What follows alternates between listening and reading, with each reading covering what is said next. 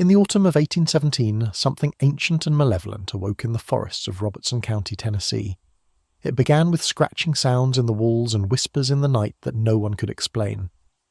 Within months, the invisible presence in the Bell family home was pulling covers off beds, slapping children across the face, and speaking in voices that quoted scripture and prophesied future events with terrifying accuracy. The entity, which called itself Kate, and claimed to be a witch sent to destroy John Bell, tormented the family for 4 relentless years, while hundreds of witnesses watched in horror, powerless to intervene. It pulled hair, slapped faces, and stuck victims with pins while clergymen tried and failed to exorcise it. It engaged in philosophical debates, sang hymns in 4-part harmony, and revealed secrets that no living person should have known. Future President Andrew Jackson rode into Robertson County to investigate and fled before dawn, declaring he would rather fight the British at New Orleans again than spend another night under that cursed roof. And on December 20th, 1820, the Bell Witch achieved what no other documented supernatural force in American history has ever accomplished. It murdered a man with a poison that was never identified and could never be explained, laughing as John Bell drew his final breath. When they found the mysterious vial on the mantel and tested a drop on the family cat, the animal died in convulsions within minutes.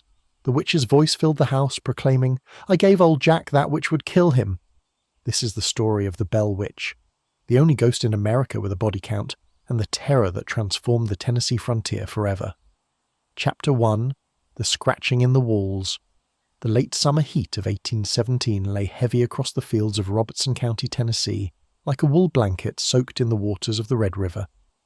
John Bell Sr. stood at the edge of his cornfield, surveying the rows of tall stalks that represented another successful harvest on the 320 acres he had worked so hard to claim from the wilderness.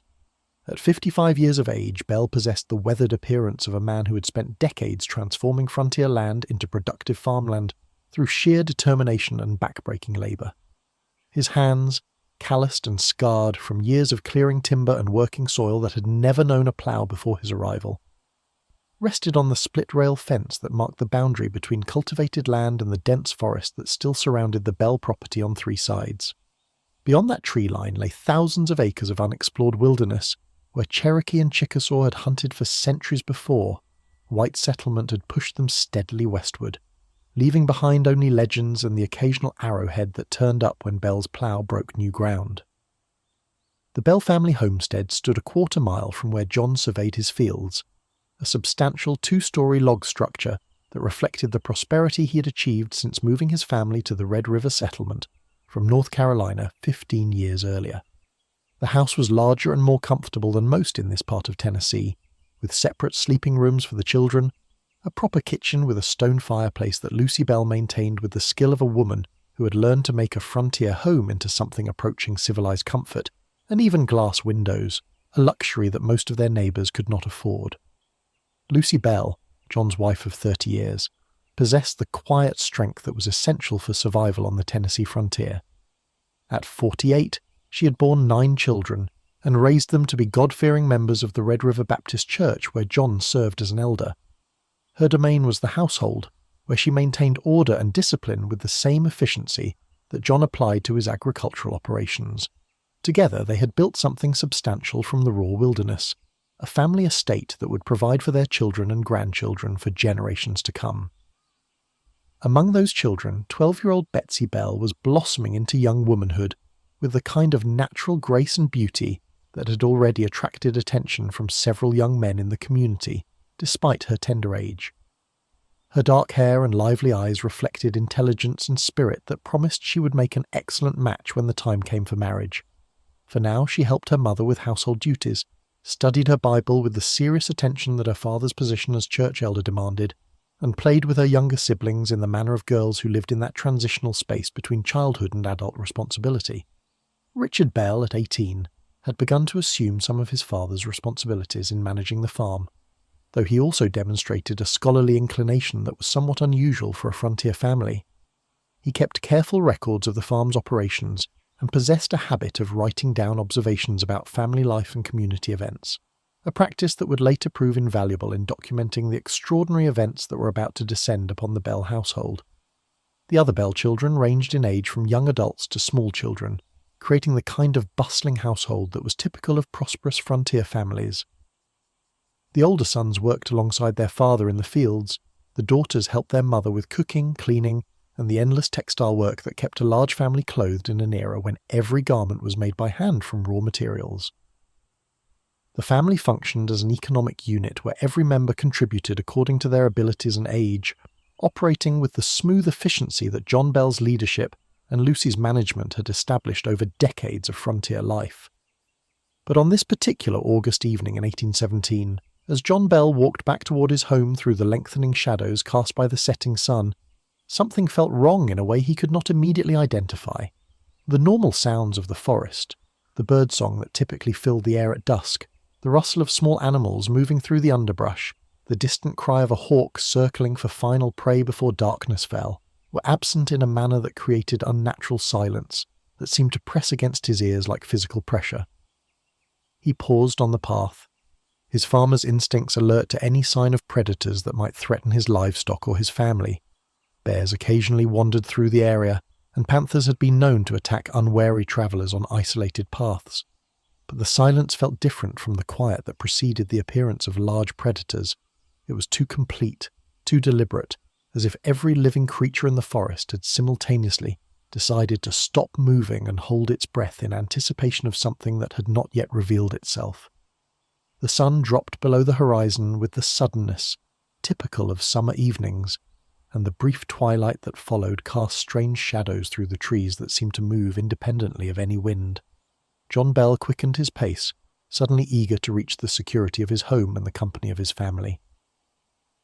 His rational mind told him that he was reacting to nothing more than the play of light and the silence that sometimes fell over the wilderness for no apparent reason, but something deeper and more primitive in his consciousness screamed warnings that his frontier experience had taught him not to ignore. He reached the house just as full darkness settled over the farm, entering through the front door to find Lucy supervising the evening meal while the younger children set the table with the pewter plates and cups that represented another marker of the family's prosperity. The familiar domestic scene should have dispelled the unease that had gripped him during his walk from the fields, but instead John found himself studying the windows as if expecting to see something watching from the darkness beyond the glass. "Are you well, husband?" Lucy asked, noting his distraction with the perceptive eye of a woman who had been reading her husband's moods for 3 decades. "You look as though you've seen a ghost." The word, spoken innocently, would later take on significance that neither of them could have imagined in that moment. "Just an odd feeling in the woods," John replied, forcing a smile that he hoped would reassure his wife. "The forest was too quiet, is all. Probably means we'll have a storm before morning." But the weather remained clear that night, with stars visible through the windows and no wind to suggest approaching rain. The family ate their evening meal, conducted their Bible reading as was their custom, and retired to their separate sleeping rooms with the comfortable routine that marked well-ordered frontier households. John lay beside Lucy in their bed, listening to the settling sounds of the house as it cooled from the day's heat, and tried to shake the sense of foreboding that had followed him home from the fields. It was perhaps an hour after the household had settled into sleep when the first sound came, a scratching against the exterior wall of the house, rhythmic and persistent, like something with claws trying to gain entry through the thick logs. John woke instantly, his hand reaching automatically for the rifle that stood loaded beside the bed. Pioneer life had taught him to wake fully alert at any unusual sound, ready to respond to threats that could materialize without warning in the wilderness. "Do you hear that?" Lucy whispered, her voice tight with the fear that every frontier wife learned to control but never completely eliminated. Threats to the family could come in many forms: Native American raids, though rare in this area by 1817, wild animals, escaped slaves seeking food and shelter, or criminals fleeing from justice in more settled areas. "Stay here," John commanded, rising from the bed and pulling on his trousers while keeping the rifle ready. He moved through the darkened house with the practiced quiet of a man who knew every creaking board and potential obstacle, approaching the wall where the scratching sound seemed to originate. The noise was clearly audible from inside the house, suggesting that whatever was making it was attacking the exterior logs with considerable force. John stepped outside into the warm night air, his eyes adjusting slowly to the darkness while his ears tracked the scratching sound around the corner of the house toward the children's sleeping rooms. He moved along the exterior wall, rifle raised and ready, expecting to confront a raccoon, possum, or perhaps even a bear attempting to tear its way into the structure where it could smell stored food. But when he reached the location where the scratching should have been occurring, he found nothing. The exterior logs showed no marks, no damage, no indication that anything had been disturbing them. Yet even as he stood examining the wall, the scratching sound continued, now seeming to come from a different section of the house entirely, as if whatever was making it had moved with impossible speed to a new location. John circled the entire house, investigating each wall in turn, but found no source for the sound that had woken him. More frustratingly, the scratching seemed to move away from wherever he was standing, always remaining audible but forever out of reach of his investigation. It was as if the source of the sound existed somehow between the physical logs themselves, occupying space that should have been solid timber, but instead contained something that defied rational explanation. He returned inside to find Lucy awake and several of the children gathering in the main room, their faces reflecting the mixture of fear and confusion that John himself was feeling. "It's nothing," he told them with more confidence than he felt. "Probably just a raccoon trying to get at the corn we have stored in the loft. I'll set some traps tomorrow and put an end to the nuisance." But even as he spoke these reassuring words, John Bell knew that what he had experienced was not the behavior of any animal he had ever encountered during his decades of frontier life. The scratching continued intermittently throughout the night, never loud enough to prevent sleep entirely, but persistent enough to keep the household in a state of uneasy half-wakefulness that left everyone exhausted when dawn finally arrived. The next day, John conducted a thorough investigation of the house's exterior in full daylight, examining every log, every chink in the mortar, every possible entry point that an animal might exploit. He found nothing. No claw marks, no damage, no evidence whatsoever that anything had been attempting to breach the structure. Yet his frontier experience told him that something had been there, something that wanted to get inside with a persistence that went beyond simple animal hunger or curiosity. The scratching returned the following night and the night after that, establishing a pattern that would continue for weeks. The sound came every evening after the household had settled into sleep, always from the exterior walls, always moving when approached, always leaving no physical evidence of its presence. John set traps around the perimeter of the house, hoping to capture whatever animal was responsible, but the traps remained empty while the scratching continued unabated. Word began to spread among the Bell children, despite John's instructions to keep the matter private. They whispered to each other about the strange sounds, developing theories that range from wild animals to more supernatural explanations that their parents' rational Christianity should have precluded. Young Betsy Bell, whose sleeping room was located where the scratching seemed loudest and most persistent, began to experience difficulty sleeping, her rest disturbed not just by the sounds, but by a growing sense that something was focused specifically on her, watching her, waiting for something that she could not understand. By late September, John Bell could no longer maintain the pretense that the scratching was a simple animal problem that would resolve itself through conventional means. The persistence and intelligence that the sounds demonstrated suggested something more complex and disturbing than any wildlife he had encountered in his decades of frontier experience. The way the sounds moved, the way they seemed to respond to his investigations by relocating to new sections of the house, the complete absence of physical evidence, all pointed to something that existed outside his understanding of natural phenomena. Lucy Bell, whose Christian faith provided the foundation of her understanding of the world, began to pray more fervently than usual, asking God for protection from whatever force had taken up residence around their home. She consulted her Bible, searching for passages that might provide guidance or explanation for what the family was experiencing. The book of Job spoke of trials sent to test the faithful, while the gospel accounts described demons that could only be cast out through prayer and fasting. But nothing in Scripture seemed to quite match what was happening to the Bell household, a persistent, intelligent presence that caused disturbance without apparent malice, that announced its presence without revealing its nature or purpose. As autumn deepened and the corn harvest occupied the family's daylight hours, the scratching in the walls became an accepted part of their nightly routine, disturbing and unexplained, but seemingly harmless beyond its disruption of sleep and peace of mind. The family adapted to the sounds, learning to sleep despite the periodic disturbances, hoping that whatever was causing them would eventually lose interest and depart as mysteriously as it had arrived. But this hope would prove tragically misplaced. The scratching was merely the beginning. The gentlest introduction to forces that would soon escalate far beyond anything the Bell family could have imagined in their worst nightmares. Something had awakened in the forests of Robertson County. Something that knew the Bell family intimately, and had plans for them that would unfold with methodical precision over the next 4 years.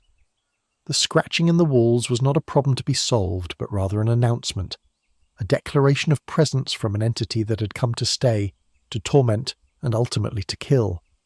The Tennessee frontier, with its combination of Christian faith and superstitious dread, its isolation from established authority, and its thin veneer of civilization stretched over wilderness that remembered older powers, provided the perfect stage for what was about to unfold. The Bell family, prosperous and respected members of their community, were about to learn that neither social standing nor Christian righteousness provided any protection against forces that operated according to rules that no frontier experience could have prepared them to understand or resist. The scratching continued through the autumn nights, and with each passing day, the entity that produced those sounds grew stronger, bolder, and more determined to make its presence known in ways that would soon transcend simple sounds and manifest in physical violence that would shake the foundations of everything the Bell family believed about the nature of reality itself. Chapter 2. The Thing. Outside October arrived with the kind of crystalline autumn weather that made frontier life almost bearable. Clear skies, moderate temperatures, and the spectacular display of full colours that transformed the Tennessee forests into a tapestry of red, gold, and orange that seemed to burn with its own inner fire. John Bell threw himself into the harvest work with the determination of a man seeking to exhaust himself physically, so that sleep would come more easily despite the nightly disturbances that continued to plague his household. The scratching sounds had become a perverse sort of routine, expected and accommodated if not accepted by the family members who had learned to function despite their disrupted sleep patterns. But as October progressed, the nature of the disturbances began to change in ways that suggested the presence responsible for them was growing stronger, or perhaps simply more confident in asserting itself against the human inhabitants of the property it had claimed as its territory.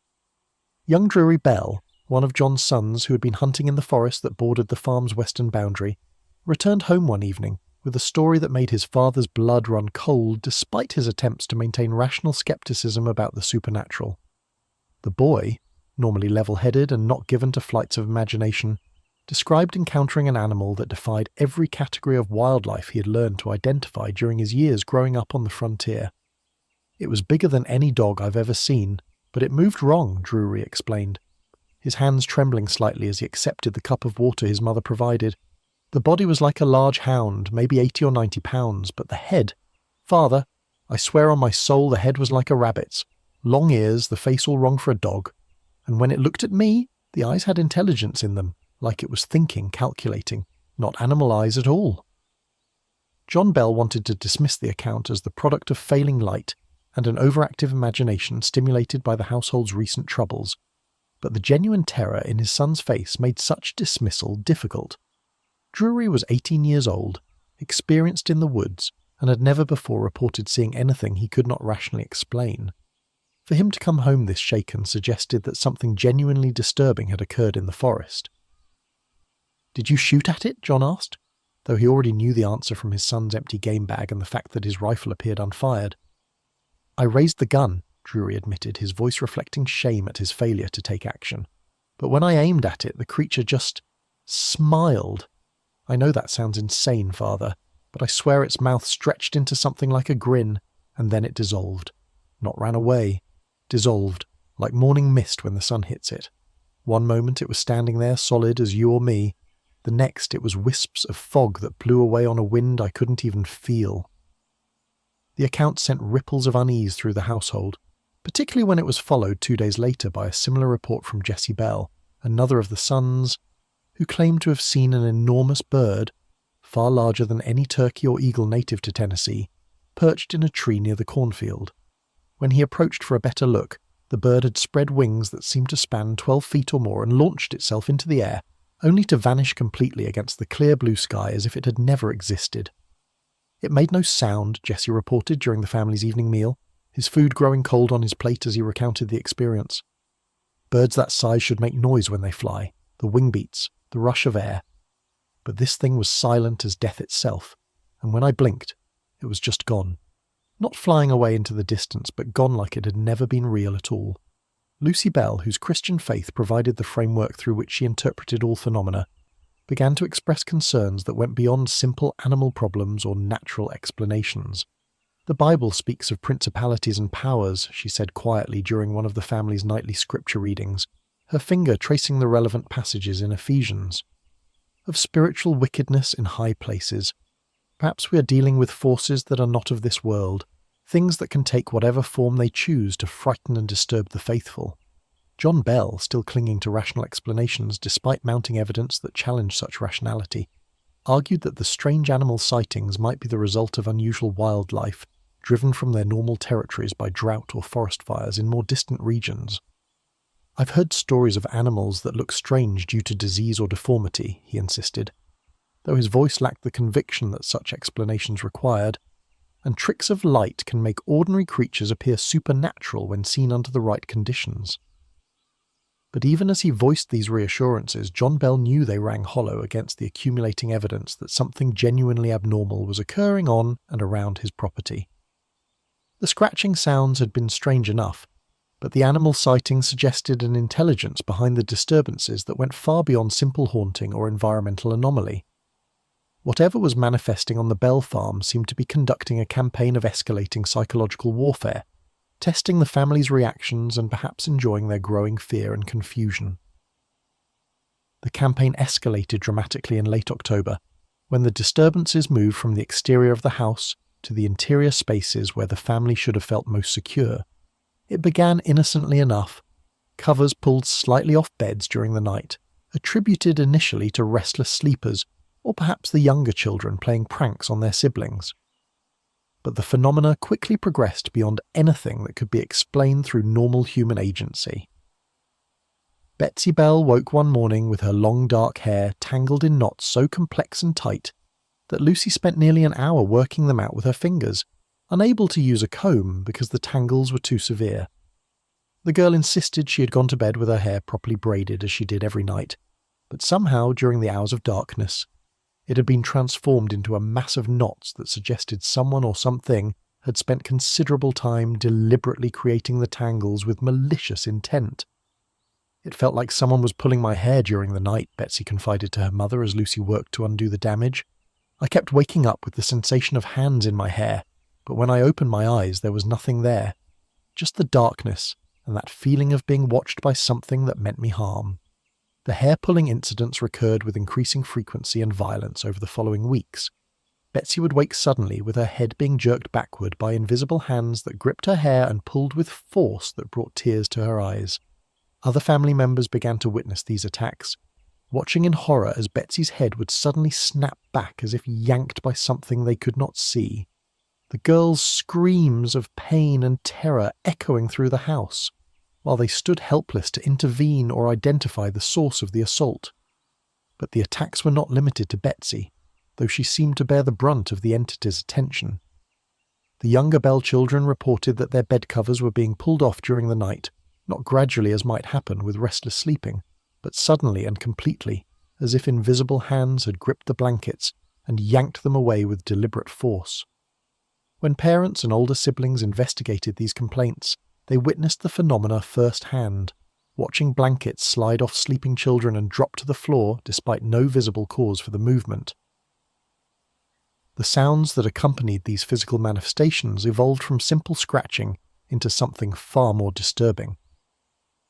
The family began to hear choking and strangling noises emanating from the walls and ceiling, sounds like someone or something struggling for breath, gasping and gurgling in a manner that suggested death by suffocation or drowning. These sounds were most prominent at night, but occasionally occurred during daylight hours, filling the house with an atmosphere of dread that made normal family activities increasingly difficult to maintain. John Bell Jr., who had been sleeping in one of the upper rooms, reported waking to the sensation of his breath being forcibly stopped as if invisible hands had clamped over his mouth and nose. He struggled against the suffocating pressure, fighting for air that would not come. Till suddenly the sensation released and he found himself gasping and coughing, while his lungs burned from oxygen deprivation. The experience left him shaken and reluctant to sleep alone, though his pride as the eldest son made him hesitant to admit the depth of his fear. The most disturbing new manifestation came in the form of what the family began calling gulping sounds, as if something large was swallowing repeatedly, the wet organic noise suggesting a throat that was consuming something substantial. These sounds often followed the choking noises, creating the horrible impression that some invisible entity was strangling victims and then consuming them in a process that the Bell family could hear but not see or prevent. The physical attacks escalated in both frequency and severity as November approached. Betsy Bell became the primary target of violence that left visible marks on her body, red welts across her face as if she'd been slapped by an invisible hand, scratches on her arms and legs that appeared spontaneously without any apparent cause, and most disturbingly small puncture wounds like pinpricks that drew blood and appeared in patterns that suggested deliberate placement rather than accidental injury. Witnesses to these attacks described seeing Betsy's face suddenly redden with the clear outline of a handprint, or watching as scratches appeared on her arms in real time, the skin parting and bleeding as if invisible claws or fingernails were dragging across her flesh. The 12-year-old girl began to live in a state of constant terror, never knowing when the next attack would come or how severe it might be. She lost weight, her sleep became increasingly disrupted, and her normally cheerful disposition gave way to a melancholy that worried her parents deeply. Lucy Bell attempted every remedy her frontier medical knowledge and Christian faith could provide. She prepared poultices for Betsy's wounds, prayed constantly for divine protection, and consulted her well-worn Bible for passages that might provide guidance in dealing with supernatural assault. The Psalms offered comfort with their promises of God's protection, while the Gospel accounts of Jesus casting out demons provided examples of how evil spirits could be confronted and expelled through faith and righteous authority. But none of these efforts seemed to have any effect on the entity that had taken up residence in the Bell home. If anything, the manifestations grew stronger and more confident, as if the thing producing them was feeding on the family's fear and becoming more powerful with each successful attack. John Bell, watching his daughter suffer injuries he could not prevent and could not explain, found his faith in rational explanations crumbling under the weight of phenomena that defied every natural law he understood. The question of what to do about their situation created tension within the family. John Bell's pride and his position as a respected church elder made him reluctant to seek outside help or publicize the problems they were experiencing. Frontier society already contained strong currents of superstition that sophisticated men like John Bell preferred to discourage, and he feared that discussing their troubles openly would lead to gossip and speculation that could damage the family's reputation and standing in the Red River community. "We will handle this ourselves," John declared during a family council call to discuss their options. "Whatever is happening here, it is a test of our faith and our strength. We will not give in to panic or invite the kind of wild speculation that discussing these matters publicly would generate. The Bell family has always stood on its own 2 feet, and we will continue to do so now."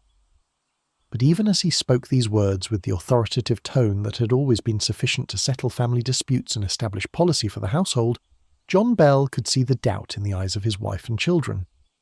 They had witnessed things that challenged every assumption they held about the nature of reality, and his insistence on maintaining silence began to seem less like wisdom and more like stubborn pride that was placing the family at risk. Young Richard Bell, whose habit of recording family events would later prove invaluable in documenting the haunting, began to keep more detailed notes about the manifestations they were experiencing. His written accounts, carefully dated and described with the precision of someone who understood they were witnessing events of historical significance, would eventually provide primary source documentation for what would become America's most famous supernatural case. As October gave way to November, and the harvest work concluded for another season, the Bell family found themselves living in a state of siege within their own home. The entity that had announced its presence through scratching sounds had evolved into something far more dangerous and aggressive, demonstrating capabilities that went beyond simple haunting into territory that suggested intelligence, purpose, and a malicious intent that was focused primarily on young Betsy Bell, but threatened the entire household. The nights had become ordeals to be endured rather than periods of rest and recuperation from the day's labours. Every family member went to bed uncertain whether they would sleep undisturbed or wake to sounds of violence, to the sight of Betsy being attacked by invisible forces, or to the sensation of their own breath being stopped by hands they could not see or fight against. The thing outside, for that was how they had begun to think of it, as something that existed beyond the normal boundaries of their world, but had found ways to reach into their lives and torment them, was no longer content to merely announce its presence. It had become an active aggressor, and its attacks were escalating with a momentum that suggested they were building towards some climax that the family could not anticipate, but had every reason to dread. The Tennessee frontier, for all its physical dangers and hardships, had always been a place where human effort and determination could overcome challenges through persistence and strength. But the Bell family was learning that some challenges could not be overcome through conventional means, that some enemies could not be fought with rifles or confronted with the kind of direct action that had always served John Bell well in dealing with the problems of frontier life. Something had declared war on the Bell family and they were losing. Chapter 3. The Breaking of Silence. The first week of November 1817 brought a cold snap that sent temperatures plummeting and forced the Bell family to light fires in the hearths earlier than usual for the season. The warmth of the blazing logs should have provided comfort against the chill that seeped through the gaps in the log walls, but instead, the dancing flames cast shadows that seemed to move with malicious intent, creating the impression that the darkness itself had become animate and hostile to human presence. John Bell had reached the end of his ability to maintain the silence he had imposed on his family regarding the supernatural disturbances that had transformed their home into something between a residence and a battlefield. The attacks on Betsy had become so frequent and so violent that concealing them from the community was no longer possible. The girl bore visible marks that prompted questions from neighbours and fellow church members who encountered the family during their weekly attendance at Red River Baptist Church. More significantly, John Bell's own health had begun to suffer from the stress of dealing with phenomena that challenged every rational belief he had constructed over his 55 years of life. He had always been a man who solved problems through direct action and hard work. But how could one take action against an enemy that could not be seen, could not be touched, and seemed to operate according to rules that violated every natural law? The frustration and helplessness were eating away at his normally robust constitution, manifesting in loss of appetite, difficulty sleeping even when the supernatural disturbances were quiet, and a preoccupied demeanour that his family and friends found increasingly worrying. It was Lucy Bell who finally forced the issue, approaching her husband one evening after the younger children had been sent to bed, and speaking with the quiet but unyielding determination that had sustained their marriage through 3 decades of frontier hardships. "We cannot continue this way, John," she said, her voice carrying none of the deference she typically showed to her husband's decisions. "Betsy is being destroyed before our eyes, the children are terrified, and you yourself are being consumed by whatever evil has attached itself to our home. Pride is a sin when it prevents us from seeking the help we so desperately need." John Bell looked at his wife, this woman who had stood beside him through the challenges of carving a prosperous farm from wilderness, who had borne and raised 9 children under conditions that would have broken lesser women, who had never once questioned his leadership or challenged his authority in matters affecting the family. Her willingness to confront him now in direct violation of the social conventions that governed frontier marriages demonstrated how desperate their situation had become. "Who would I turn to?" John asked, the question carrying the weight of a man who was admitting defeat without quite speaking the words explicitly. "What help exists for problems that defy rational explanation? Shall I tell our neighbours that we're being haunted by something that pulls hair and slaps faces and makes sounds that seem to come from beyond the grave? They will think we have lost our minds, or that we are seeking attention through fabricated tales of supernatural activity." Lucy Bell moved to stand directly in front of her husband, taking his calloused hands in her own and looking into his eyes with the unflinching gaze of someone who had made a decision and would not be deterred from it. "James Johnston is your friend and brother in Christ," she said, referring to their closest neighbour and a fellow elder at Red River Baptist Church. "He is a man of sense and education, not given to wild superstition or hasty judgment. Tell him what we have experienced. Let him witness the phenomena for himself. If he believes we're deceived or mistaken, then we will accept his judgment and seek other solutions. But if he confirms that something genuinely supernatural is occurring, then we will have an ally whose testimony will carry weight in the community when we seek broader help." The logic was sound, and John Bell recognized that his wife had identified the only path forward that preserved both their need for assistance and his concern about maintaining the family's reputation. James Johnston was indeed a man whose judgment commanded respect throughout the Red River settlement, a prosperous farmer like Bell himself, an educated man who had brought books from North Carolina when he migrated to Tennessee, and a deeply religious person whose Baptist faith was tempered by the kind of rational skepticism that prevented him from accepting supernatural claims without substantial evidence. "Very well," John conceded, feeling the weight of his isolation lifting slightly, with the decision to share their burden with someone outside the immediate family. "I will speak with James tomorrow and invite him to spend an evening here so that he can observe what we've been experiencing. But if he finds nothing to support our claims, we will have to accept that these manifestations may be the product of our own troubled minds rather than external forces." The following day, John Bell rode to the Johnston farm and extended the invitation with the kind of careful phrasing that suggested the gravity of what he was requesting, without initially revealing the supernatural nature of the problem. James Johnston, a man in his early 50s with the weathered appearance typical of successful frontier farmers, agreed readily to spend the evening at the Bell home, though his expression showed puzzlement about why such a visit required the serious tone that John had adopted. "You're troubled about something, John," Johnston observed, as they stood beside the split-rail fence that marked the boundary between their properties. "I've known you long enough to recognize when something is weighing on your mind. Whatever you need to discuss, you know I'll listen without judgment and provide whatever assistance lies within my power." "I appreciate that, James," John replied, choosing his words carefully. "What I need is for you to come to my home with an open mind and sharp eyes, to observe phenomena that I cannot explain through any natural means, and to give me your honest assessment of what you witness. I fear that either my family is experiencing something genuinely supernatural, or we are all going mad together, and I need the perspective of someone outside our household to help me determine which of those possibilities is true." Johnston's eyebrows rose at this statement, but he nodded slowly, his face reflecting the kind of thoughtful consideration that was characteristic of his approach to unusual situations.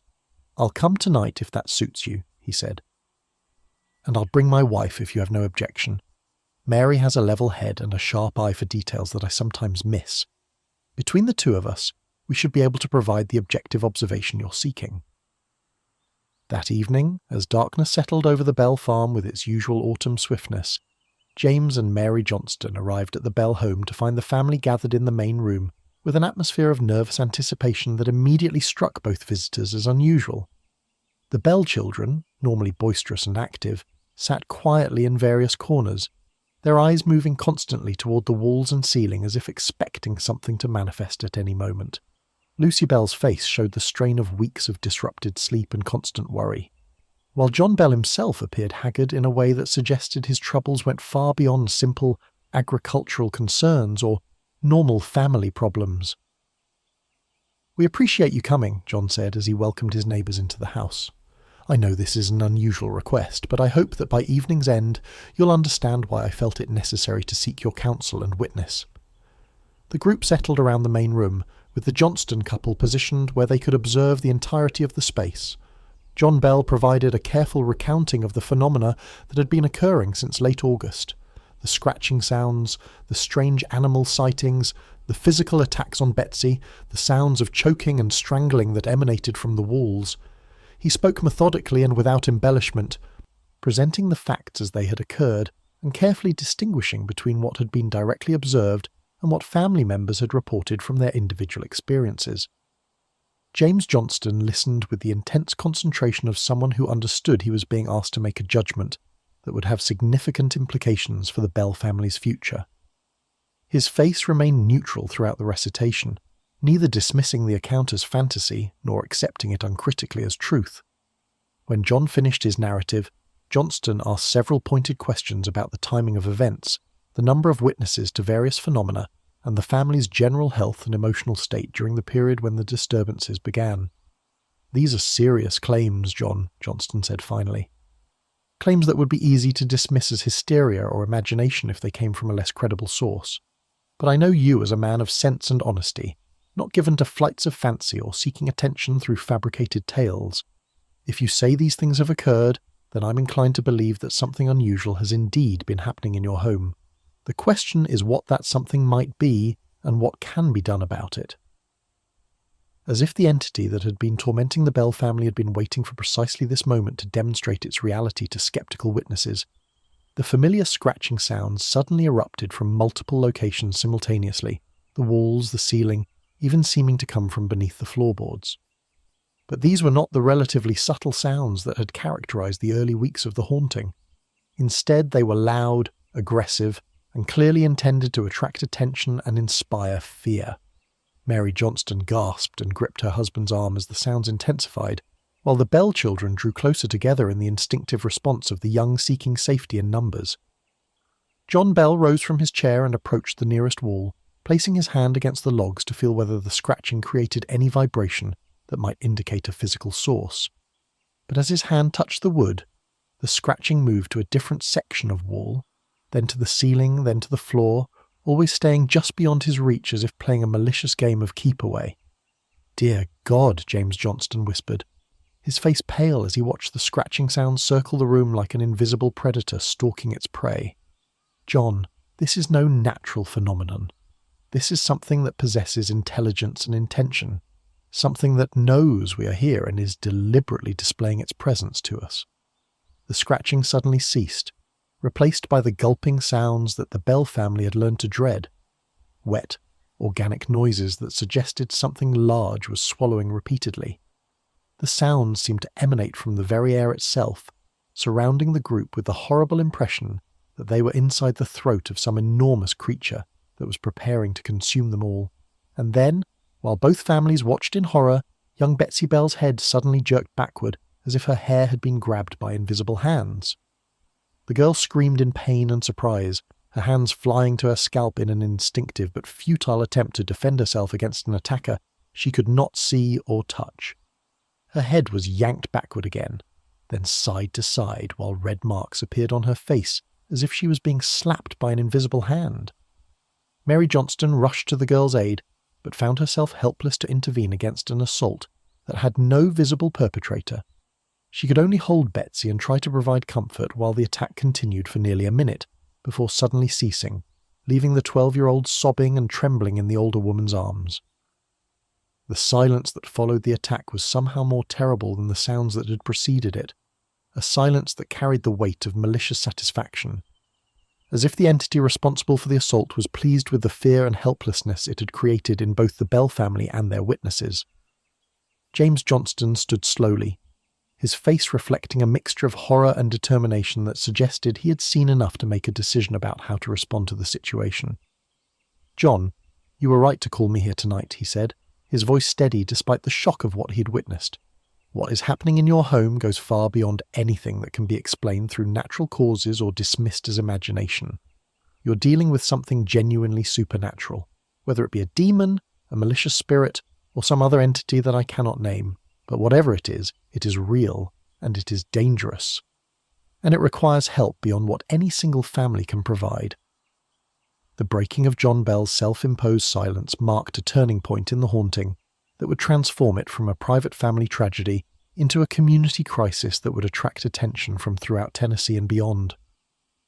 By dawn the next morning, James Johnston had spread word of what he had witnessed to key members of the Red River settlement, beginning a process that would eventually bring hundreds of visitors to the Bell farm, all seeking to witness the supernatural phenomena for themselves. The Bell Witch, though it had not yet identified itself or revealed its purpose, was about to become the most famous haunting in American history. Chapter 4. The Voice Emerges. The winter of 1817 to 1818 descended upon Robertson County with unusual severity, bringing temperatures that froze the Red River solid enough for wagons to cross in snowfall that transformed the Tennessee landscape into a white wilderness that would have been beautiful if the Bell family had possessed any capacity to appreciate such aesthetic considerations. But beauty had become irrelevant in a household where every night brought fresh torments and every day was shadowed by anticipation of the darkness to come. James Johnston's testimony about what he had witnessed at the Bell home had spread through the Red River community with the speed that only genuine terror could generate. The story lost nothing in the telling. Indeed, each retelling seemed to add new details and heighten the sense of supernatural dread that was beginning to grip the entire settlement. Within days of Johnston's visit, the Bell farm found itself receiving a steady stream of visitors, neighbours seeking to witness the phenomena for themselves, church members coming to offer prayers and spiritual support, and the merely curious who hoped to experience something that would provide dramatic stories to share around winter fires. John Bell, who had initially feared that publicity would damage his family's reputation, discovered instead that his willingness to acknowledge the supernatural assault had earned him sympathy and support from a community that was far less sceptical about such matters than he had anticipated. The frontier population of Tennessee in 1817 existed in a space between Enlightenment rationalism and older folk beliefs that had crossed the Atlantic with immigrants from Scotland, Ireland, and Germany. These settlers brought with them cultural traditions that included acceptance of ghosts, witches, and various supernatural entities that could interact with the physical world in ways that educated men might dismiss, but which practical experience seemed to confirm. The increased attention and the presence of witnesses seemed to energize whatever entity had claimed the Bell home as its territory. The manifestations grew more frequent and more dramatic, as if the thing producing them was drawing strength from the fear and fascination it generated, feeding on human attention the way fires feed on oxygen. The scratching sounds that had characterized the early weeks of the haunting evolved into a cacophony of noises that defied classification. Knocking, rapping, drumming sounds that seemed to come from inside the walls themselves, creating rhythms that were almost musical in their complexity. But it was the evolution of these sounds into something approaching human speech that marked the most significant and terrifying development in the haunting's progression. The transformation began subtly in early January 1818, when family members and visitors began to detect what seemed like whispered words hidden within the chaos of supernatural noises that filled the house each night. At first, these whispers were too faint and too distorted to understand, like voices heard from a great distance, or through thick walls that muffled their meaning. Richard Bell, whose scholarly inclinations made him particularly attentive to patterns and details, was the first to confirm that the sounds were attempting to form recognizable words. He spent several nights stationed beside the walls where the sounds seemed loudest, listening with intense concentration and carefully transcribing what he could decipher of the fragmented speech that emerged from the supernatural cacophony. "It's not random," he reported to his father and the small group of neighbours who had gathered to discuss the latest developments. "There are repeated patterns, phrases that occur multiple times in slightly different forms, as if something is learning to speak, or perhaps remembering how to speak after a long period of silence. Some of the words are clearly English, others sound like languages I don't recognise, and still others seem to be no language at all but rather sounds that mimic the structure of speech without actually conveying meaning." Dr. George Hobson, a physician who had travelled from Port Royal to examine Betsy Bell and assess whether her afflictions might have some medical explanation, spent several nights at the Bell home observing the phenomena with the systematic attention that his scientific training had instilled. His conclusion, delivered with the careful precision of someone who understood the implications of what he was saying, confirmed Richard Bell's observations while adding disturbing new dimensions to the mystery. "Whatever is producing these sounds possesses a level of intelligence that goes far beyond simple haunting or poltergeist activity," Dr. Hobson reported to the assembled witnesses. "The entity is demonstrating learning capacity, adapting its vocalizations based on responses from human observers and showing clear intentionality in its attempts to communicate. This is not mere echoes of past events or random supernatural phenomena. This is something that thinks, that plans, and that has specific purposes it wishes to accomplish through interaction with the living." The breakthrough in the entity's ability to communicate came in late January, when the whispered fragments suddenly coalesced into clear, distinct words that could be understood by everyone present in the house. The voice, for it could now properly be called that, emerged as a whisper at first, seeming to emanate from the very air itself rather than from any specific location. It spoke single words initially: listen, watch, fear, each word pronounced with crystalline clarity that left no doubt about its meaning. Within days, The single words evolved into complete sentences as the entity's vocal capabilities strengthened through practice, or perhaps through drawing more effectively on whatever supernatural energies powered its manifestations. And when it finally spoke at length, what it said sent shockwaves through everyone who heard it. "I am a spirit," the voice announced during a gathering of church members who had come to pray for the Bell family's deliverance.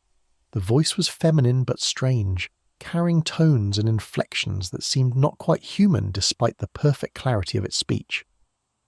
"I was once very happy, but I have been disturbed and made unhappy. I am in the house with you, and I will never leave while John Bell lives and breathes upon this earth." The declaration was met with stunned silence from the assembled witnesses. Lucy Bell clutched her Bible to her chest and began praying aloud, her voice shaking with a mixture of fear and determination. John Bell himself sat motionless in his chair, his face ashen, as he absorbed the implications of the entity's words. Whatever was haunting his home had not only learned to speak, but had announced its specific targeting of him personally, declaring its intention to remain until his death. Reverend James Gunn, the Baptist minister who had been leading the prayer session when the voice interrupted, recovered his composure and addressed the invisible presence with the authority of someone accustomed to confronting spiritual forces through the power of his faith. "If you are a spirit, then declare your purpose and submit yourself to the authority of Christ," he commanded, his voice carrying the resonance that made his sermons effective tools for bringing conviction to the hearts of sinners. "By what right do you torment this Christian family? What offense have they committed that justifies your persecution?" The response came immediately, the voice now carrying notes of amusement that made its inhumanity even more apparent. "I have many purposes, preacher, and your Jesus holds no authority over me. I am older than your Christ, and I was speaking truths when your God was still gathering mud to make the first man. As for my right, I have the right of the wronged, the right of the betrayed, the right of vengeance that has been too long delayed." Reverend Gunn attempted to continue his spiritual confrontation, quoting scripture and invoking divine protection, but the entity seemed entirely unimpressed by his efforts. Instead, the voice began to demonstrate capabilities that went far beyond simple speech. It quoted entire passages from the Bible with perfect accuracy, including verses from books that most frontier Christians had never studied in detail. It recited sermons that Reverend Gunn had delivered weeks earlier at Red River Baptist Church, reproducing not just the content, but the exact phrasing and vocal inflections that the minister had used. "You preached on the sins of pride and greed last Sunday, Reverend," the voice announced with obvious satisfaction. "You spoke of how the righteous must guard against the accumulation of worldly wealth, lest it distract from heavenly treasures. Fine words, preacher, but then you went home and counted the money in your strongbox, calculating how much interest it would earn if you lent it to neighbours at rates that some might consider usurious. Shall I reveal the exact amount? Shall I tell your congregation how your actions contradict your preaching?" The minister's face flushed red as the entity revealed financial details that he had shared with no one, information that could only have been obtained through supernatural means or through access to his private records. The demonstration served its obvious purpose, establishing that the spirit possessed knowledge that transcended normal human limitations and could reveal secrets that people desperately wanted to keep hidden. But the entity's capabilities extended even further beyond simple clairvoyance. When challenged to prove its supernatural nature through physical demonstrations, the voice responded by producing phenomena that left witnesses grasping for explanations. Objects moved through the air as if carried by invisible hands, books flying from shelves, dishes lifting from the table and gently setting themselves down in different locations, chairs sliding across the floor in patterns that suggested intelligent direction rather than random poltergeist activity. Most impressively, the voice began to sing, not simple melodies or folk songs, but complex hymns performed in 4-part harmony, soprano, alto, tenor and bass, with all 4 voices emanating from the same invisible source. The entity could produce these 4 distinct vocal lines simultaneously, creating harmonies that would have required a trained choir to accomplish through natural means. The hymns it chose were sometimes familiar ones from the Baptist hymnal, but other times they were songs that no one present recognized, performed in languages that sounded ancient and carried melodies that seemed to bypass rational comprehension and strike directly at the emotional centers of the listeners' brains. "How can something evil sing hymns of praise to God?" Lucy Bell asked during one of the family councils that had become regular features of their attempt to understand and cope with their supernatural resident. "Surely demons cannot praise the Lord, and spirits of the damned cannot sing of salvation and redemption." It was a question that troubled many of the church members who witnessed the entity's musical performances. The theological implications seemed to challenge fundamental assumptions about the nature of good and evil, suggesting that whatever was haunting the Bell home might not fit neatly into the categories that Christian doctrine provided for understanding supernatural phenomena. The voice itself seemed to enjoy the confusion it created, often switching between behaviours that seemed almost benevolent and others that were clearly malicious. It would engage in theological debates with visiting ministers, demonstrating sophisticated understanding of biblical interpretation and church history that impressed even educated clergy. It would answer questions about events occurring miles away, providing information that could be verified and that proved accurate with disturbing consistency. It would predict future events, births, deaths, weather patterns, political developments, with an accuracy that suggested either genuine prophetic ability or access to information through means that transcended normal temporal limitations. But these seemingly helpful or at least benign activities were always interspersed with attacks on Betsy Bell that grew more violent and more frequent as winter progressed. The young girl bore the brunt of the entity's malice, suffering physical assaults that left her body covered with bruises, scratches, and the mysterious pinprick wounds that continued to appear without any visible cause. She experienced fainting spells during which her body would go rigid and cold. Her breathing would become so shallow as to be barely detectable, and her heartbeat would slow to rates that alarmed Dr. Hobson when he examined her during these episodes. "The child is being subjected to forces that are literally draining her life energy," the physician reported grimly after one particularly severe attack. "Her body shows signs of physical trauma consistent with repeated violent assault, yet there are aspects of her condition that make no medical sense. Her core body temperature drops during these episodes to levels that should be fatal, yet she recovers within hours and shows no lasting effects beyond exhaustion and psychological trauma. Something is using her as a conduit, or perhaps feeding on her in ways that I cannot explain through any medical framework I possess." The voice acknowledged its special focus on Betsy during one of its more communicative periods, though it refused to explain why the 12-year-old girl had become its primary target. "The child carries something I require," it said cryptically when questioned about its persecution of Betsy. "She's a vessel, a doorway, a key to purposes that small minds cannot comprehend. Through her suffering, great things will be accomplished, though whether those things will be great for good or great for evil remains to be determined by choices that have not yet been made." As February 1818 arrived and the entity's voice became a regular feature of life in the Bell household, the community struggled to develop an appropriate response to phenomena that challenged every assumption they held about the boundaries between natural and supernatural, between living and dead, between human and other.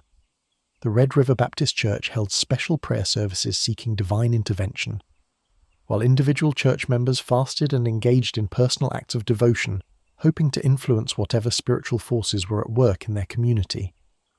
But nothing seemed to diminish the entity's power or reduce its presence in the Bell home. If anything, the increased attention and the fear it generated throughout the settlement seemed to strengthen it, as if human emotion itself provided fuel for its continued manifestation. The voice grew louder and more confident, speaking not just at night but during daylight hours, engaging in conversations with family members and visitors that could last for hours and covered topics ranging from theology to agriculture to personal gossip about community members. John Bell found himself in the surreal position of living with an invisible housemate who seemed to know everything about his past, his present circumstances and apparently his future as well. The entity's promise that it would remain until his death hung over him like a curse, affecting his health through both the direct supernatural assaults he sometimes experienced and the psychological toll of living under constant threat from a force he could not fight through any conventional means. The voice had emerged, and with it came the terrible realization that the Bell family's ordeal was not a temporary affliction that would run its course and disappear. Instead, they were dealing with an intelligence that had specific purposes, long-term plans, and the power to enforce its will regardless of human resistance. The scratching in the walls had been merely the announcement of an arrival. The physical attacks had been demonstrations of capability. But the voice represented the true revelation of what the Bell family was facing. Not a mindless haunting or random supernatural phenomena, but an entity that thought, planned, and possessed both the knowledge and the power to make their lives a living hell for as long as it chose to maintain its presence in their home. The Tennessee frontier had seen many hardships and dangers, but nothing in the settlement's experience had prepared the Red River community for the challenge of confronting an enemy that existed beyond the reach of rifles, beyond the authority of law, and apparently beyond the protective power of Christian prayer. The voice had emerged, and with it came the understanding that the Bell Witch, for that was the name by which it would eventually become known, was just beginning its campaign of terror against a family that had somehow, for reasons that remained frustratingly unclear, earned its supernatural wrath. Chapter 5.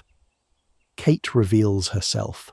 Spring arrived in Robertson County with the kind of explosive vitality that characterized Tennessee's transition from winter to growing season, but the renewal of life that accompanied the warming weather brought no relief to the Bell household. If anything, the entity that had tormented them through the cold months seemed to draw energy from the changing seasons, its manifestations becoming more frequent and more dramatic as the days lengthened and the forests surrounding the Bell farm burst into green abundance. By April 1818, the voice that had emerged during the winter months had evolved from a singular phenomenon into multiple distinct personalities, each with its own characteristics, speech patterns, and apparent purposes.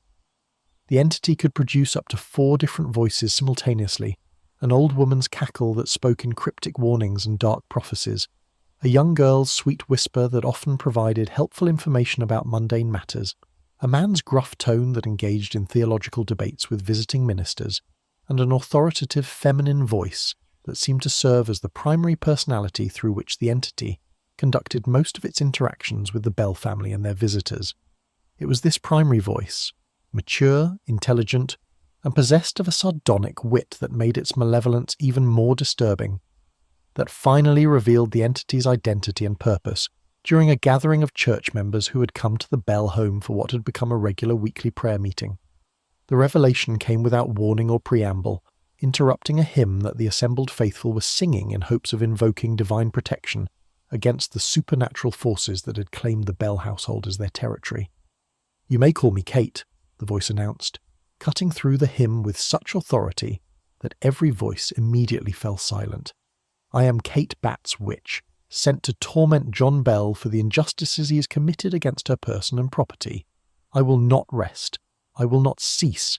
I will not depart until John Bell is dead and buried in the cold ground, his life forfeit for the wrongs he has perpetrated against one who trusted him and was betrayed by his greed and dishonesty." The name Kate Batts sent a ripple of recognition through the assembled witnesses. Catherine Batts was a well-known figure in the Red River settlement, a woman in her 60s who lived with her husband Frederick on a farm several miles from the Bell property. She possessed a reputation for an abrasive personality and involvement in numerous property disputes with neighbours, earning her the unflattering nickname Old Kate among community members who had run afoul of her fierce defence of what she considered her rights and interests. The history between John Bell and Kate Batts was known to most of the community, having been the subject of both legal proceedings and considerable gossip over the years. Several years earlier, Bell had purchased a slave from Frederick Batts, with the understanding that the transaction included certain land use rights that were never properly documented in writing.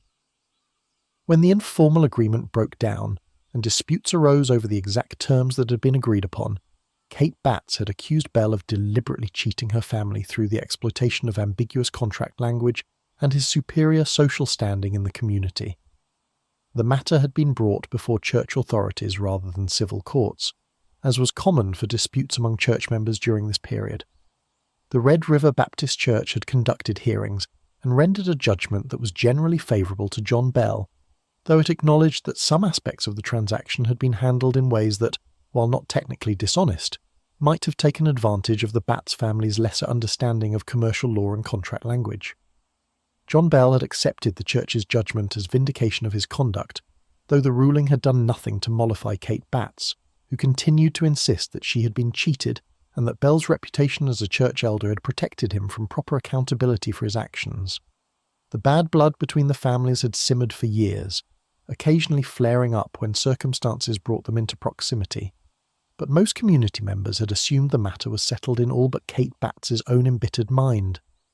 Now, the entity haunting the Bell home was claiming to be Kate Batts' witch, sent, presumably, by the old woman to exact supernatural revenge for the injustices she believed she had suffered at John Bell's hands. The revelation sent shockwaves through the Red River community and immediately raised questions about Kate Batts's involvement in the supernatural assaults that had been plaguing the Bell family for the past 8 months. James Johnston, who had become one of the Bell family's most steadfast supporters since witnessing the phenomena firsthand, immediately rode to the Batts farm to confront Kate about the entity's claims. What he found there complicated rather than clarified the mystery surrounding the haunting's origins and purposes.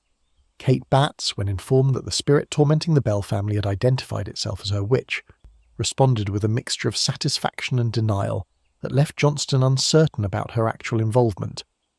If John Bell is being tormented by supernatural forces, then perhaps the Lord is finally bringing him to account for his sins against me and mine, she declared, her weathered face showing no sympathy for the suffering being inflicted on a family she clearly still harboured deep resentment toward.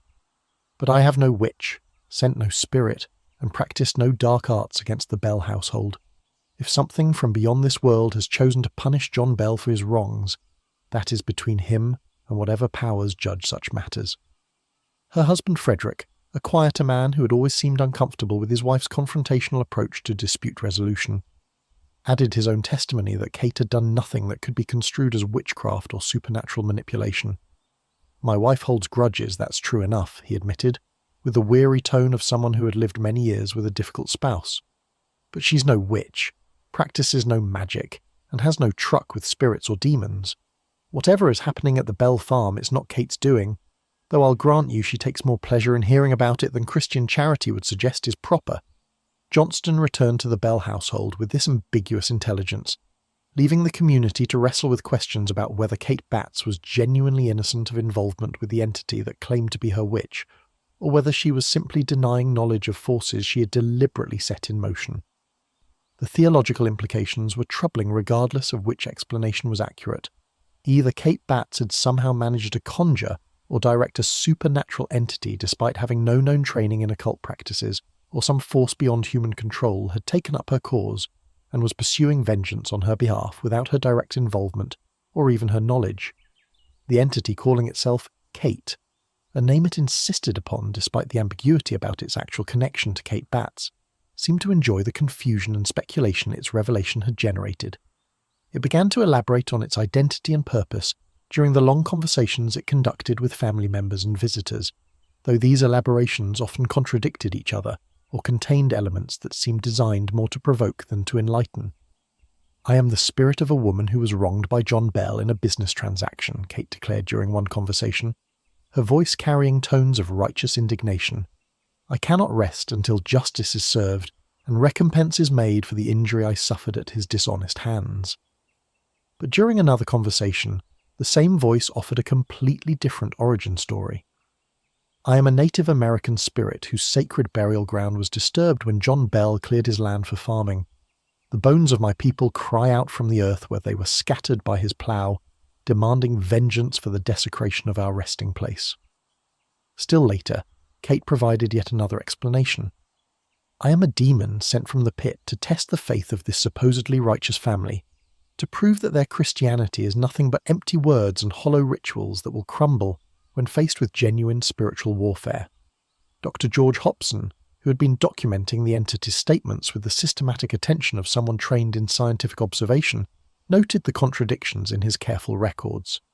The spirit either does not know its own origin, which seems unlikely given its apparent intelligence, or it is deliberately providing false information to confuse investigators and prevent us from identifying its true nature and purpose, he concluded during one of the meetings that community leaders held regularly to discuss the Bell Witch situation.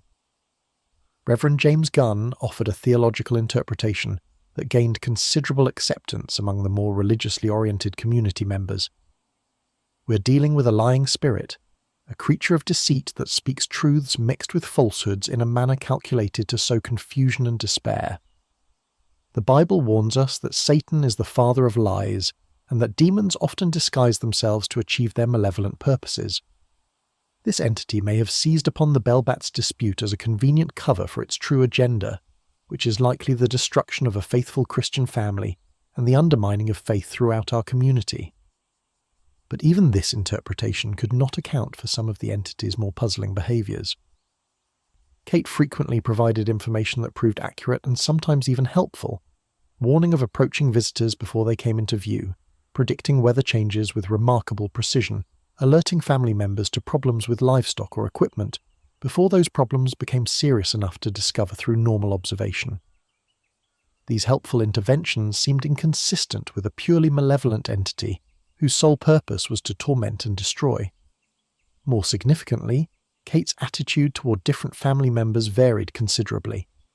While John Bell remained the primary target of the entity's hostility, and young Betsy continued to suffer physical attacks, Kate often engaged in friendly conversation with Lucy Bell, praising her piety and management of the household, promising that no harm would come to her, and even providing advice on domestic matters that Lucy found genuinely useful.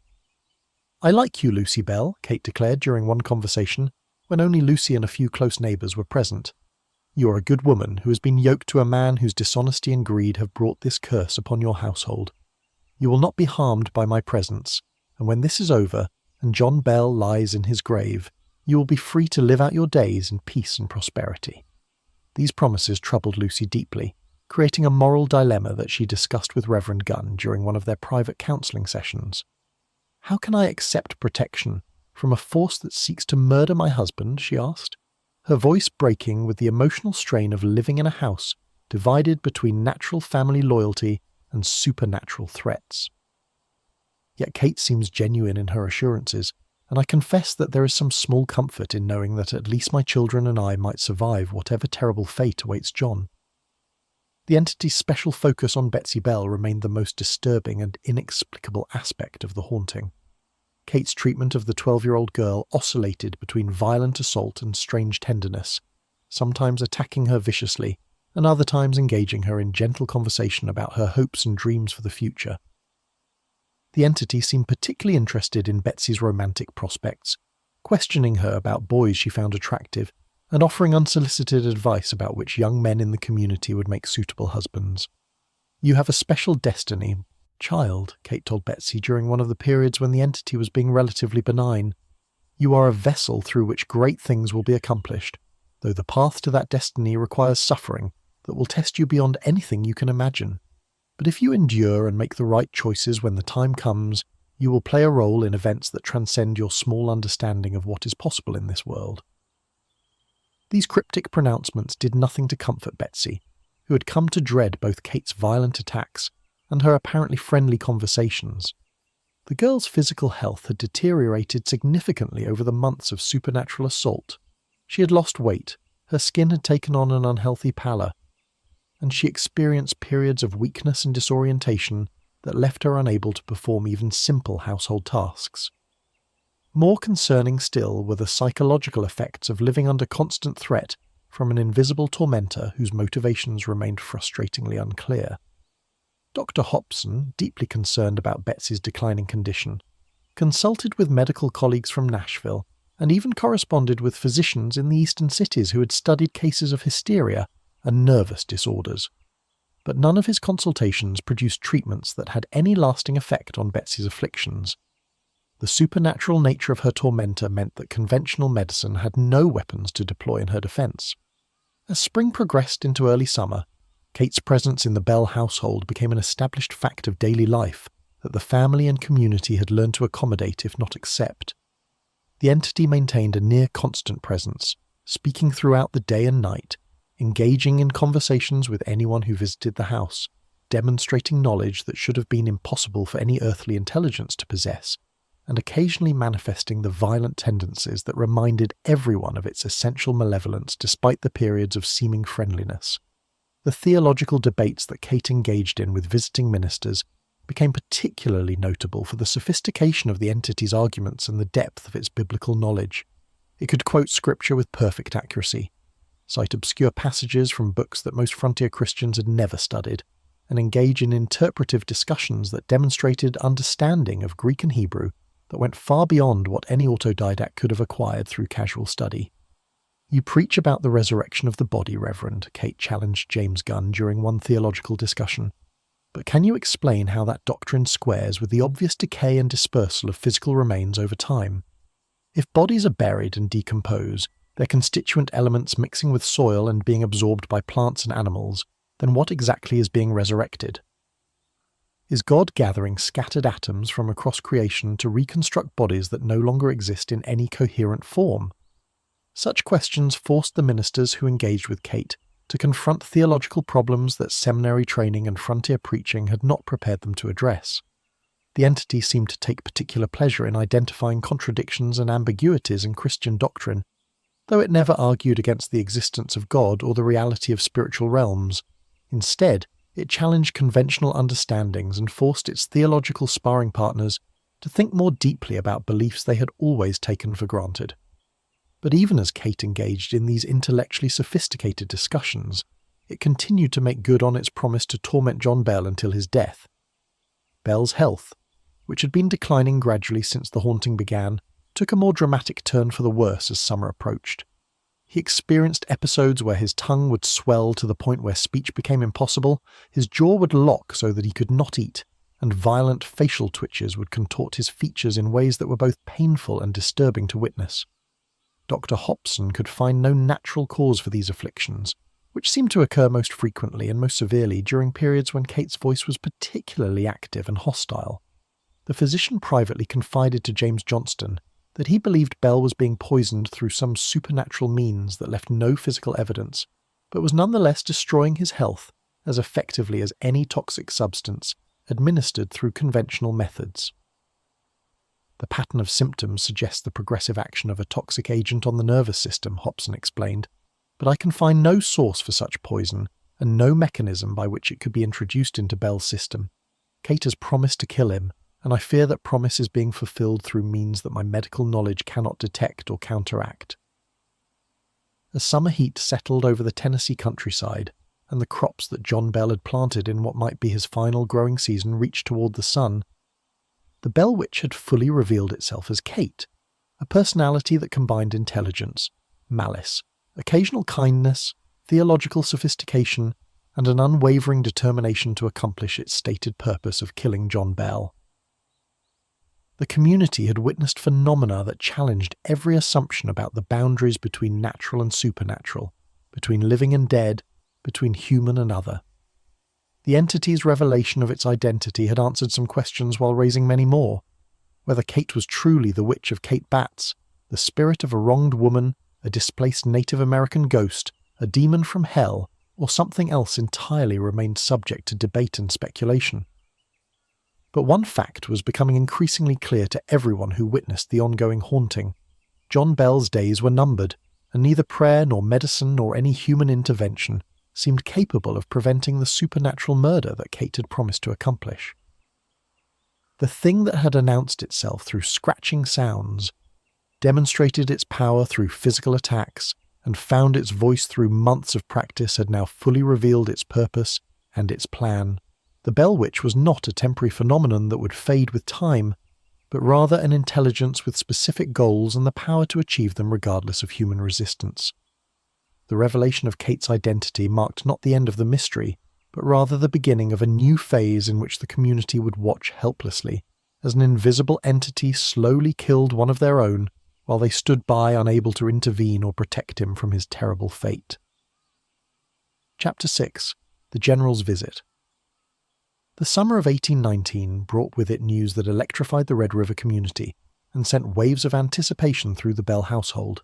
General Andrew Jackson, hero of the Battle of New Orleans and one of Tennessee's most celebrated citizens, had expressed interest in investigating the supernatural phenomena that had made the Bell Farm famous throughout the state and beyond.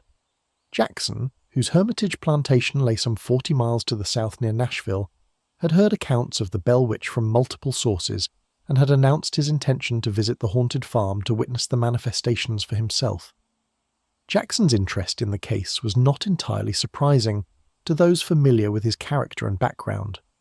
The general possessed a well-documented fascination with supernatural phenomena and folk beliefs, having grown up in the Carolina backcountry where Scottish and Irish immigrants had brought with them rich traditions of ghost stories and encounters with beings that existed on the boundaries between the natural and supernatural worlds.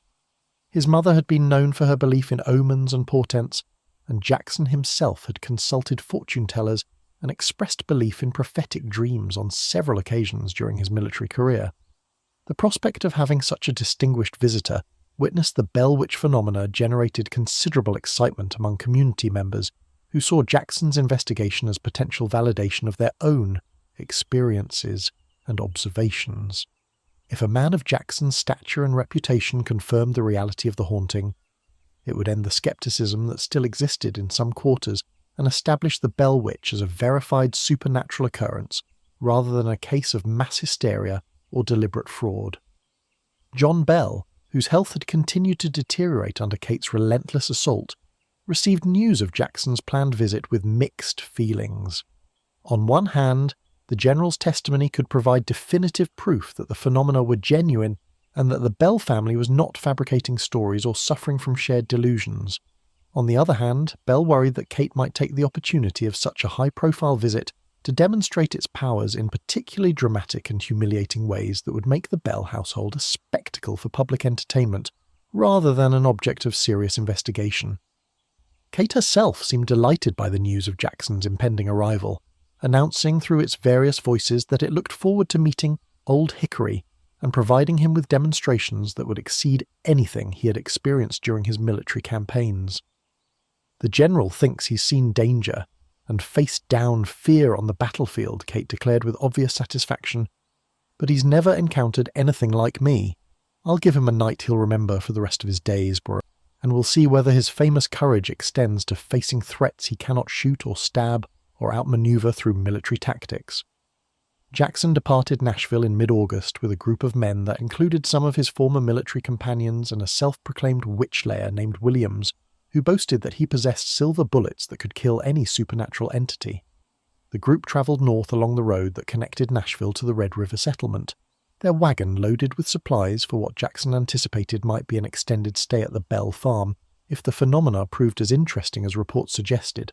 The journey proceeded uneventfully until the party reached the road that led directly to the Bell property. At that point, according to accounts that Jackson himself later confirmed, and that were recorded by multiple members of his group, the wagon's wheels suddenly locked, as if gripped by invisible hands. The horses strained against their harnesses, their muscles bulging with effort, but the wagon remained absolutely motionless despite being on level ground, with no visible obstacles blocking its path. Jackson's men examined the wheels, checking for mechanical problems or debris that might be preventing rotation, but found nothing wrong. The axles moved freely when tested, the wheels showed no signs of damage or binding, and the road surface was smooth and dry.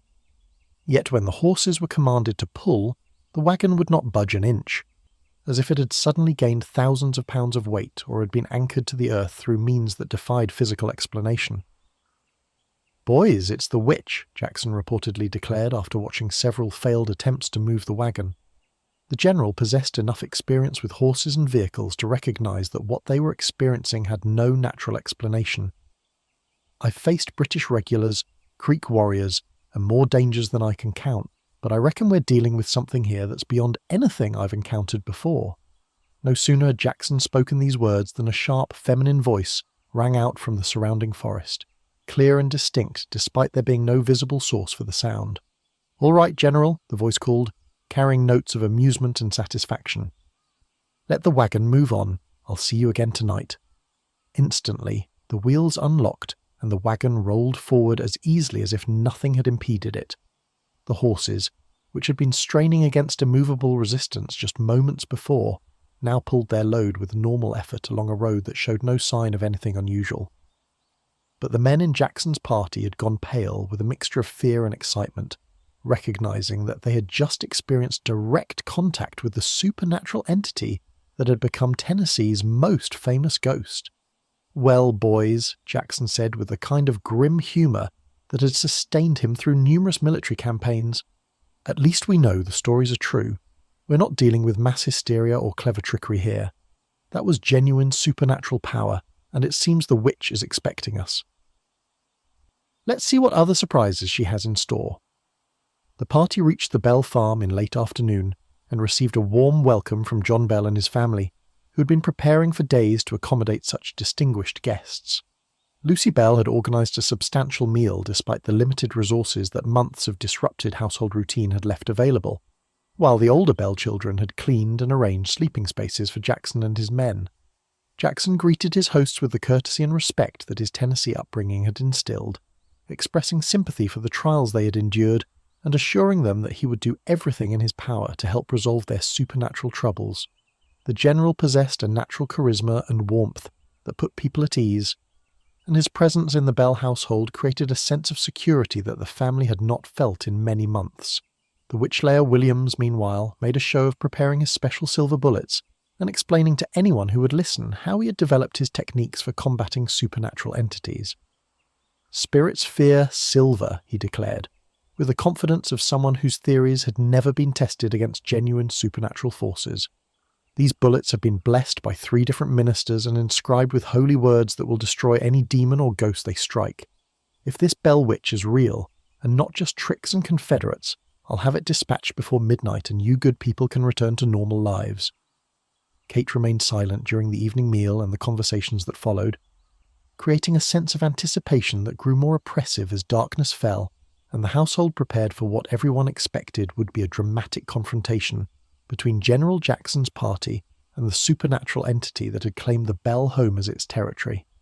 The men from Nashville distributed themselves throughout the house, positioning themselves to observe different areas, while Williams took up a station in the main room with his rifle loaded with silver bullets resting across his knees. The house settled into an expectant silence as midnight approached. No scratching sounds emanated from the walls, no voices spoke from the air, and no physical phenomena disturbed the stillness. Williams began to smirk, suggesting that perhaps the witch had been frightened away by his preparations and his reputation, or that the entire affair had been exaggerated by frontier folk who had mistaken natural phenomena for supernatural activity. "I've travelled a long way to see this famous witch," Williams declared with growing confidence, "and so far I'm not impressed. Maybe all the stories were just—" He never finished the sentence. With no warning or visible cause, Williams was suddenly lifted from his chair and hurled across the room as if picked up by invisible hands and thrown with tremendous force.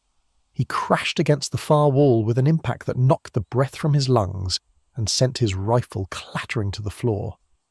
Before he could recover, or his companions could come to his aid, Williams was dragged across the floor by his ankles, his body scraping against the rough boards while his hands clawed unsuccessfully for purchase. "Here's your witch-layer," Kate's voice roared through the house with volume that made the walls seem to vibrate. "Here's your great expert with his silver bullets and his blessed weapons. Let's see how brave he is when facing real power instead of the parlour tricks he's used to explaining away." William screamed in terror as he felt invisible hands strike his face, tear at his clothes and pinch his flesh with force that left bruises forming instantly. He was lifted off the floor and spun through the air like a rag doll, his body manipulated by forces that treated physical laws as mere suggestions to be ignored at whim. The assault continued for several minutes that felt like hours to the terrified man who had gone from confident expert to helpless victim in the space of seconds. Finally, Williams was deposited roughly near the door, his clothes torn, his face bearing the marks of the supernatural beating, and his earlier confidence completely shattered. "Let me out," he screamed, scrambling for the exit on hands and knees. "Let me out of this cursed house. I want nothing more to do with this witch or this family." Jackson's men pulled open the door and Williams fled into the night, running toward the wagon and refusing to stop despite the calls of his companions. Kate's laughter followed him, a sound that combined amusement and contempt in equal measure. "There goes your witch-layer, General," the voice called. "Run home to Nashville, you fraud, and tell them what real supernatural power looks like when it's done playing with pretenders." Jackson himself had remained calm throughout the assault on Williams, watching with the analytical attention of someone trained to assess threats and capabilities. When Kate's laughter finally subsided, he addressed the invisible entity with the same direct manner he would have used with any adversary. "That was an impressive demonstration," he acknowledged. "You've proven you have genuine power, and that you're not just tricks and illusions. Now tell me, what is your purpose here? What do you want from the Bell family, and what would it take to make you leave them in peace?" Kate's response came in a voice that had lost its earlier hostility, and spoke with something approaching respect. "You're a brave man, General, and you ask good questions. My purpose is to see John Bell dead and buried, payment for wrongs he has committed. As for leaving, I'll depart when my work is finished and not a moment before. No silver bullets, no prayers, no military tactics can change that. But I like you, Andrew Jackson. You faced down the British and the Creeks with courage, and you face me now without the kind of fear that sent your witch lair running into the night. I'll show you wonders tonight that will make the Battle of New Orleans seem tame by comparison." What followed over the next several hours was a demonstration of supernatural power that lived up to Kate's promise. Objects moved through the air in defiance of gravity. Chairs floated to the ceiling and hung suspended for minutes before gently lowering back to the floor. Dishes arranged themselves in intricate patterns on the table without any visible hands touching them, and books flew from shelves to open at specific pages as if some invisible reader was conducting research. The entity produced sounds that range from beautiful hymns, sung in 4-part harmony, to horrifying shrieks that seemed to come from creatures in terrible pain. It answered questions about events occurring miles away, providing details that Jackson later verified as accurate. It engaged the general in a discussion of military strategy, demonstrating knowledge of the Battle of New Orleans that included details Jackson had shared with no one, and it made predictions about Jackson's political future that would prove eerily accurate when he was eventually elected president. But the demonstrations also included darker elements that reminded everyone present of Kate's essential malevolence. Betsy Bell suffered one of her attacks while Jackson watched, her body going rigid as invisible hands pulled her hair and struck her face. John Bell experienced an episode where his tongue swelled and his jaw locked, leaving him unable to speak or eat while Kate's voice mocked his suffering. The temperature in certain rooms dropped so dramatically that breath became visible despite it being August, while other areas became oppressively hot without any fire burning. Jackson endured these demonstrations with the stoic courage that had made him famous, but as dawn approached, even his considerable nerve was showing strain. When Kate finally announced that the show was over and that the general was free to leave, Jackson reportedly declared that he had indeed experienced enough to satisfy his curiosity and would be departing as soon as his men could prepare the wagon. "You've given me a night I'll not soon forget," Jackson told the invisible entity, as he prepared to leave the Bell farm. "I've faced many enemies in my time, but I'll confess you're unlike anything I've encountered before. I hope these good people find relief from your attentions, though I suspect you'll keep your word about staying until John Bell's death." "You're wise as well as brave, General," Kate replied, her voice carrying notes of genuine respect. "Go back to Nashville and tell them what you've seen. Let them know that the Bell Witch is real, that supernatural forces exist beyond the understanding of science or religion, and that some battles cannot be won through courage and weapons alone. And when you're president, and you will be president, remember this night when you're tempted to think that human power and human authority are the only forces that matter in this world." Jackson departed the Bell farm as the sun rose, his men exhausted and shaken by their night of supernatural experiences. Williams, the witch-layer, had already fled hours earlier and would refuse to discuss his humiliation for the rest of his life. But Jackson himself spoke openly about what he had witnessed, providing testimony that would be recorded and preserved by family members and historians. "I'd rather fight the British again than deal with the Bell Witch," Jackson reportedly told friends upon his return to Nashville, a statement that carried considerable weight coming from a man whose courage had never been questioned.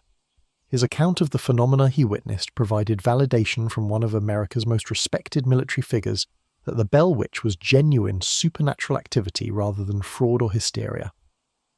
But Jackson's visit, for all the validation it provided, did nothing to relieve the Bell family's situation. Kate had demonstrated its power to one of the nation's heroes and had sent him away shaken but unharmed, proving that it could distinguish between innocent visitors and those who came with hostile intentions. The entity's treatment of Williams had shown what happened to those who challenged it with arrogant confidence, while its respect for Jackson demonstrated that it could recognize genuine courage and respond with something approaching honor. The General's visit had confirmed what the Red River community already knew. The Bell Witch was real, it was powerful, and it would not be driven away through conventional means. John Bell's fate seemed increasingly inevitable as Kate continued its campaign of supernatural murder, slowly destroying a man's health through means that no medicine could counteract and no human force could prevent. Chapter 7. The Suitor's Curse. The autumn of 1819 brought changes to the Bell household that extended beyond the continuing supernatural torments that had become depressingly routine features of their daily existence.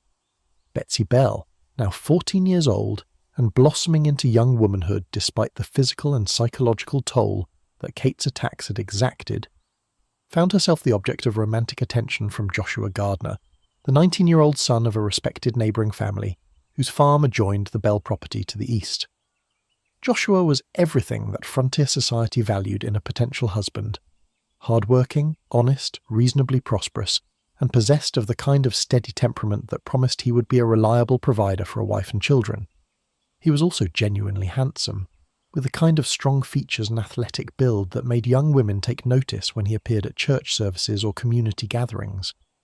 But beyond these practical considerations, Joshua had developed genuine feelings for Betsy that went beyond simple physical attraction or calculated assessment of her suitability as a marriage partner. The two young people had known each other since childhood, having grown up as neighbours in a community where everyone knew everyone else and where social interactions centred around church services, harvest festivals, and the kind of cooperative work that frontier agriculture required. But as Betsy had matured and Joshua had reached the age where thoughts of marriage and establishing his own household became practical rather than merely theoretical, their childhood friendship had evolved into something deeper and more significant. Joshua had begun courting Betsy formally in the late summer, approaching John Bell to request permission to call on his daughter despite the supernatural troubles that made the Bell household a challenging place for any visitor to spend time. The young man's willingness to brave Kate's presence demonstrated a level of devotion that impressed both Betsy's parents and touched Betsy herself, who had begun to despair of ever finding love or happiness while living under the constant threat of supernatural assault. The courtship proceeded with the careful propriety that frontier society demanded, with Joshua visiting the Bell home on designated evenings and sitting with Betsy in the main room under the watchful supervision of Lucy Bell or one of Betsy's older brothers. The conversations between the young people covered the topics typical of frontier courtship: discussions of their hopes for the future, their religious beliefs, their thoughts about establishing a household and raising children in a community that offered both opportunity and hardship in equal measure. But their courtship occurred under the malevolent observation of Kate, who made its presence felt during Joshua's visits through sounds, movements of objects, and occasionally direct verbal commentary on the developing relationship. Initially, the entity's interventions seemed relatively benign, making jokes about young love, offering unsolicited advice about the qualities to look for in a spouse, and generally treating the courtship as a source of entertainment that helped relieve the tedium of its long residence in the Bell household. "He's a good boy, young Joshua," Kate observed during one of the early courting visits, speaking in the gentle voice it sometimes used when not actively engaged in tormenting the family. "Strong back, good prospects, seems genuinely fond of our Betsy. You could do worse, child, though you could also do better if you were patient and looked beyond this small community for potential husbands." But as the courtship progressed, and it became clear that genuine love was developing between Betsy and Joshua, Kate's attitude underwent a dramatic change. The entity began to make disparaging comments about Joshua's character and prospects, suggesting that he was not suitable for Betsy, and that the relationship would end in disappointment and tragedy if allowed to proceed toward marriage. The criticism escalated from verbal commentary to physical interventions. Objects would fly across the room during Joshua's visits, cold spots would form around where the young couple sat, and unsettling sounds would erupt at moments when they were having particularly meaningful conversations. "You must not marry Joshua Gardner," Kate declared one evening in October, speaking with an authority and finality that made clear this was not merely advice, but rather a command backed by supernatural power. "That union is forbidden, and I will not allow it to proceed. Break off the courtship now, Betsy Bell, or face consequences that will make everything you've suffered so far seem like gentle preparation for genuine torment." Betsy, whose spirit had been weakened but not broken by months of supernatural assault, responded to Kate's prohibition with the kind of stubborn defiance that suggested she possessed more of her father's determination than anyone had previously recognized. "You have no right to control my life in this manner," she declared, her voice shaking but her resolve evident. "Joshua loves me, and I love him. And we will marry with or without your approval. You've taken so much from me already, my health, my peace of mind, my sense of safety, but you will not take my chance at happiness and a normal life." Kate's response to this defiance was immediate and devastating. Betsy's body suddenly went rigid as if gripped by invisible hands, and she was lifted several inches off the floor while her limbs extended in positions that suggested she was being stretched on some invisible rack.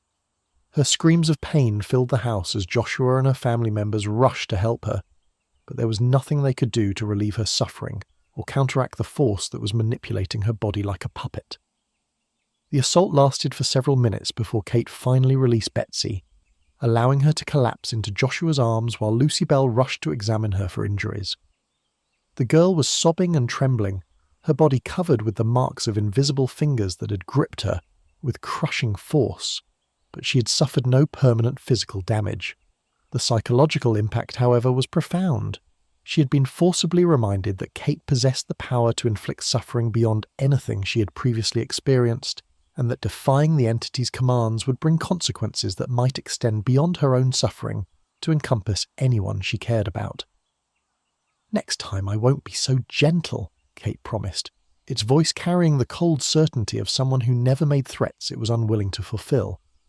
"And next time, perhaps young Joshua will share in the suffering. Would you like to watch him go through what you just experienced, Betsy? Would you like to see him lifted and twisted and broken while you stand helpless to intervene? That's what awaits if you continue this forbidden courtship. I will destroy him to prevent this marriage, and I will make you watch while I do it." Joshua, who had maintained his composure during Kate's assault on Betsy, addressed the invisible entity with the kind of quiet courage that his frontier upbringing had instilled. "I love Betsy Bell," he declared, his voice steady despite the fear that any rational person would feel when confronting supernatural power. "And I intend to marry her regardless of your threats or your displays of power. You may be able to hurt us, but you cannot destroy the feelings we have for each other or prevent us from choosing our own path in life." The response came not in words, but in action. Joshua suddenly felt invisible hands grip his throat, choking off his air supply and lifting him off his feet. His face turned red, then purple as he struggled unsuccessfully against the force that was slowly strangling him. His hands clawed at his throat, trying to pry away fingers he could not see or touch, while his legs kicked uselessly in the air as he was suspended like a hanged man without a rope. John Bell and his sons rushed to Joshua's aid, trying to pull him down or somehow break the supernatural grip that was killing him, but their hands passed through empty air while Joshua continued to struggle and suffocate. It was only when Betsy screamed, "Stop! Please stop! I'll do whatever you want!" that Kate released the young man, allowing him to drop to the floor gasping and coughing as air rushed back into his starved lungs. "Remember this moment," Kate commanded, speaking to both young people with the finality of someone pronouncing judgment. "Remember how easily I can end a life or make you wish that I had ended it. The courtship ends now, or the suffering escalates beyond anything you can imagine. Choose wisely, children, because I will not offer this warning again." The incident marked a turning point in the relationship between Betsy and Joshua, and in the broader community's understanding of Kate's power and ruthlessness. The entity had demonstrated that it could kill at will, and that it would not hesitate to carry out its threats if its commands were disobeyed. The question of why Kate was so determined to prevent Betsy's marriage to Joshua became a subject of intense speculation and debate among community members trying to understand the witch's motivations and ultimate purposes. Some theorized that Kate's prohibition had nothing to do with Joshua personally, but rather reflected a desire to keep Betsy unmarried and living in the Bell household, where the entity could continue to use her as a conduit for its manifestations. Others suggested that preventing the marriage served some larger supernatural purpose that human understanding could not comprehend.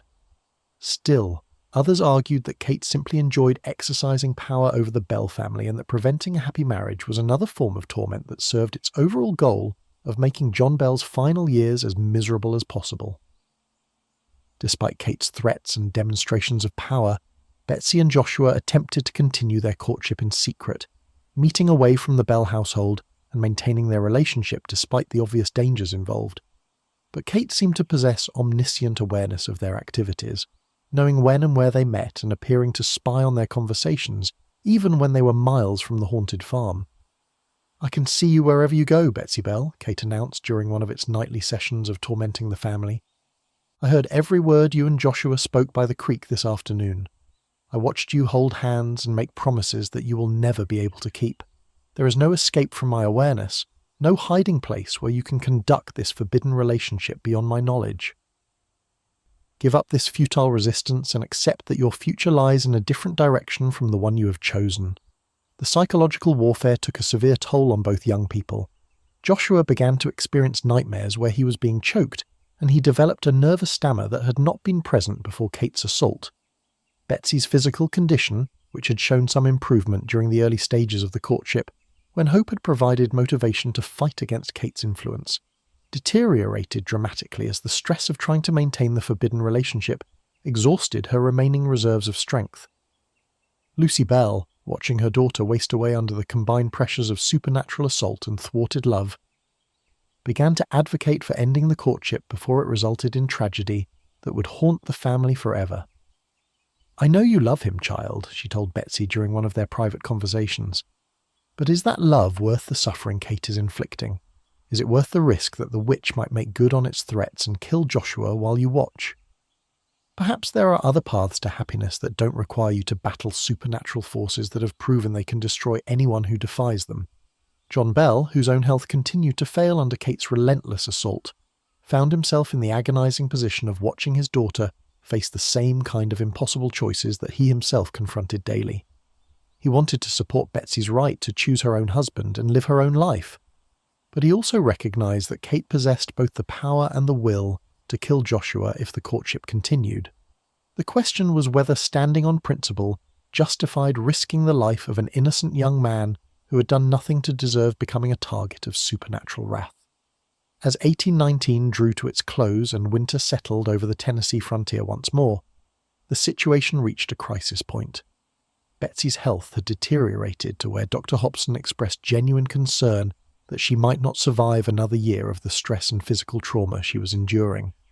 Joshua, torn between his love for Betsy and his recognition that continuing their relationship was causing her additional suffering, began to question whether his stubborn insistence on defying Kate was actually helping or hurting the woman he loved.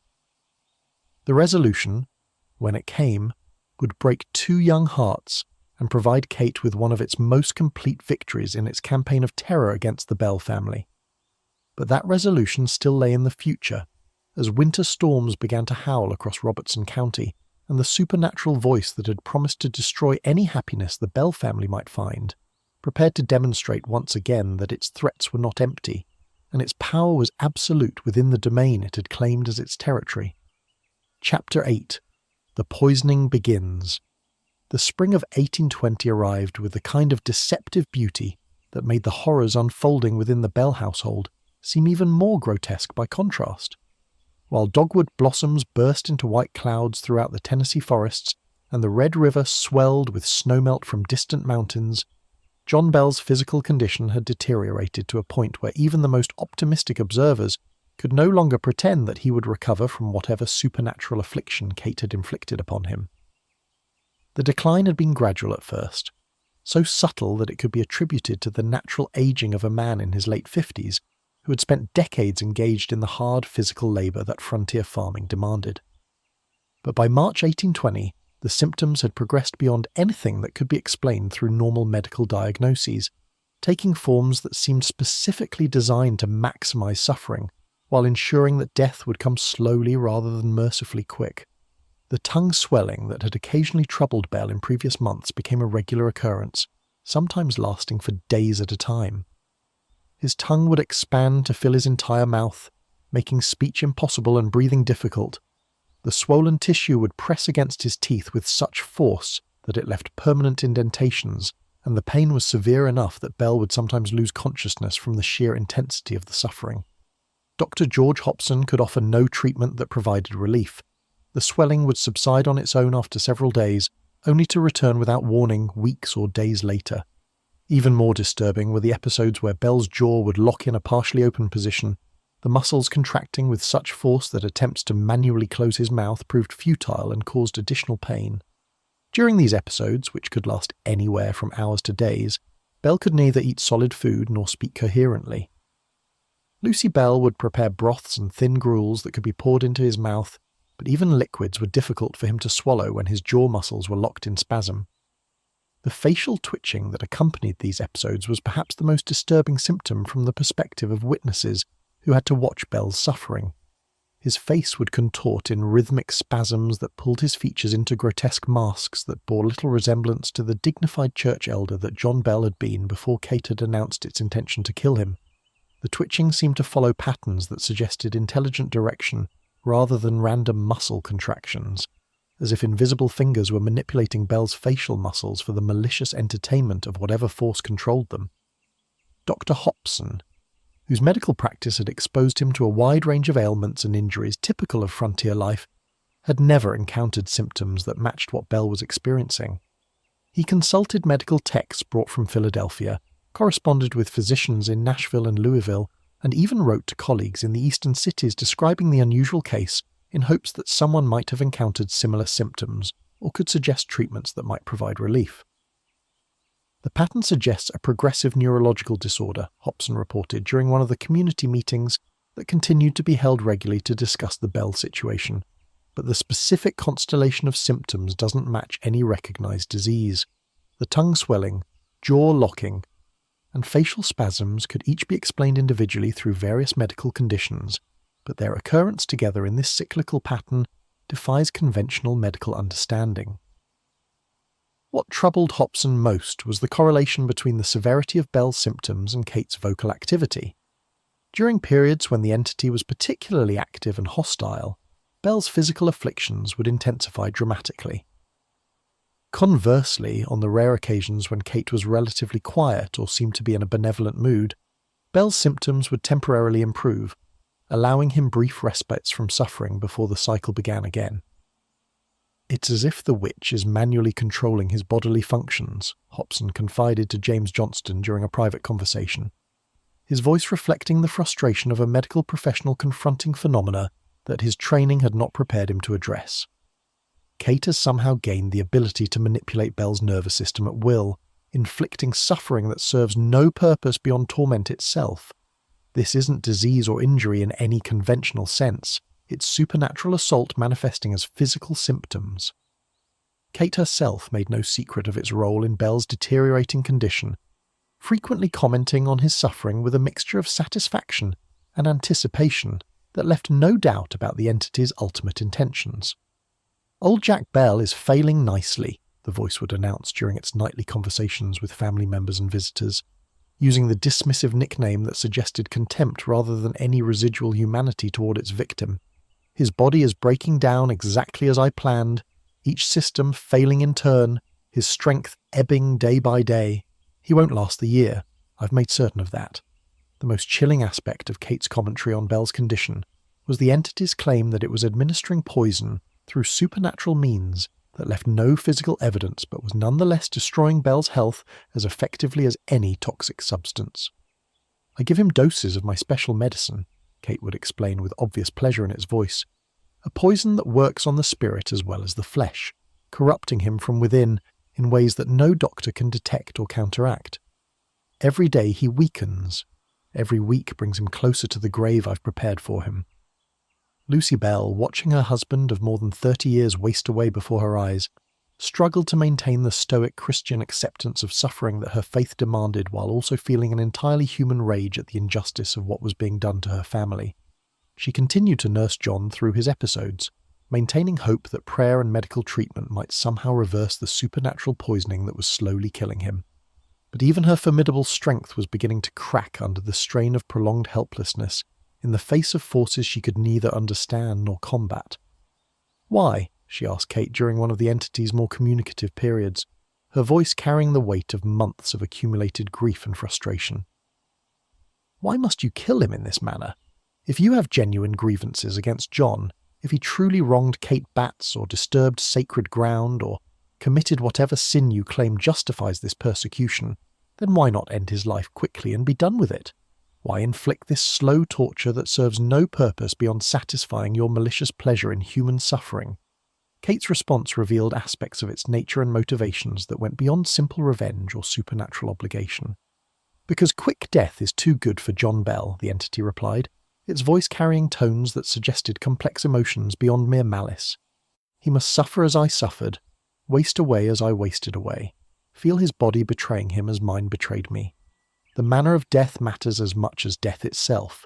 It's the final lesson, the ultimate teaching that some sins cannot be quickly forgiven or easily expiated.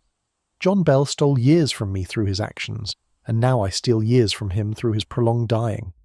This explanation, while disturbing, provided some insight into Kate's psychological makeup and suggested that the entity might indeed be the spirit of someone who had been genuinely wronged, rather than simply a malevolent force that had arbitrarily chosen the Bell family as targets. But whether this made Kate's actions more or less justified remained a subject of intense debate among community members trying to reconcile their Christian beliefs with the reality of what they were witnessing.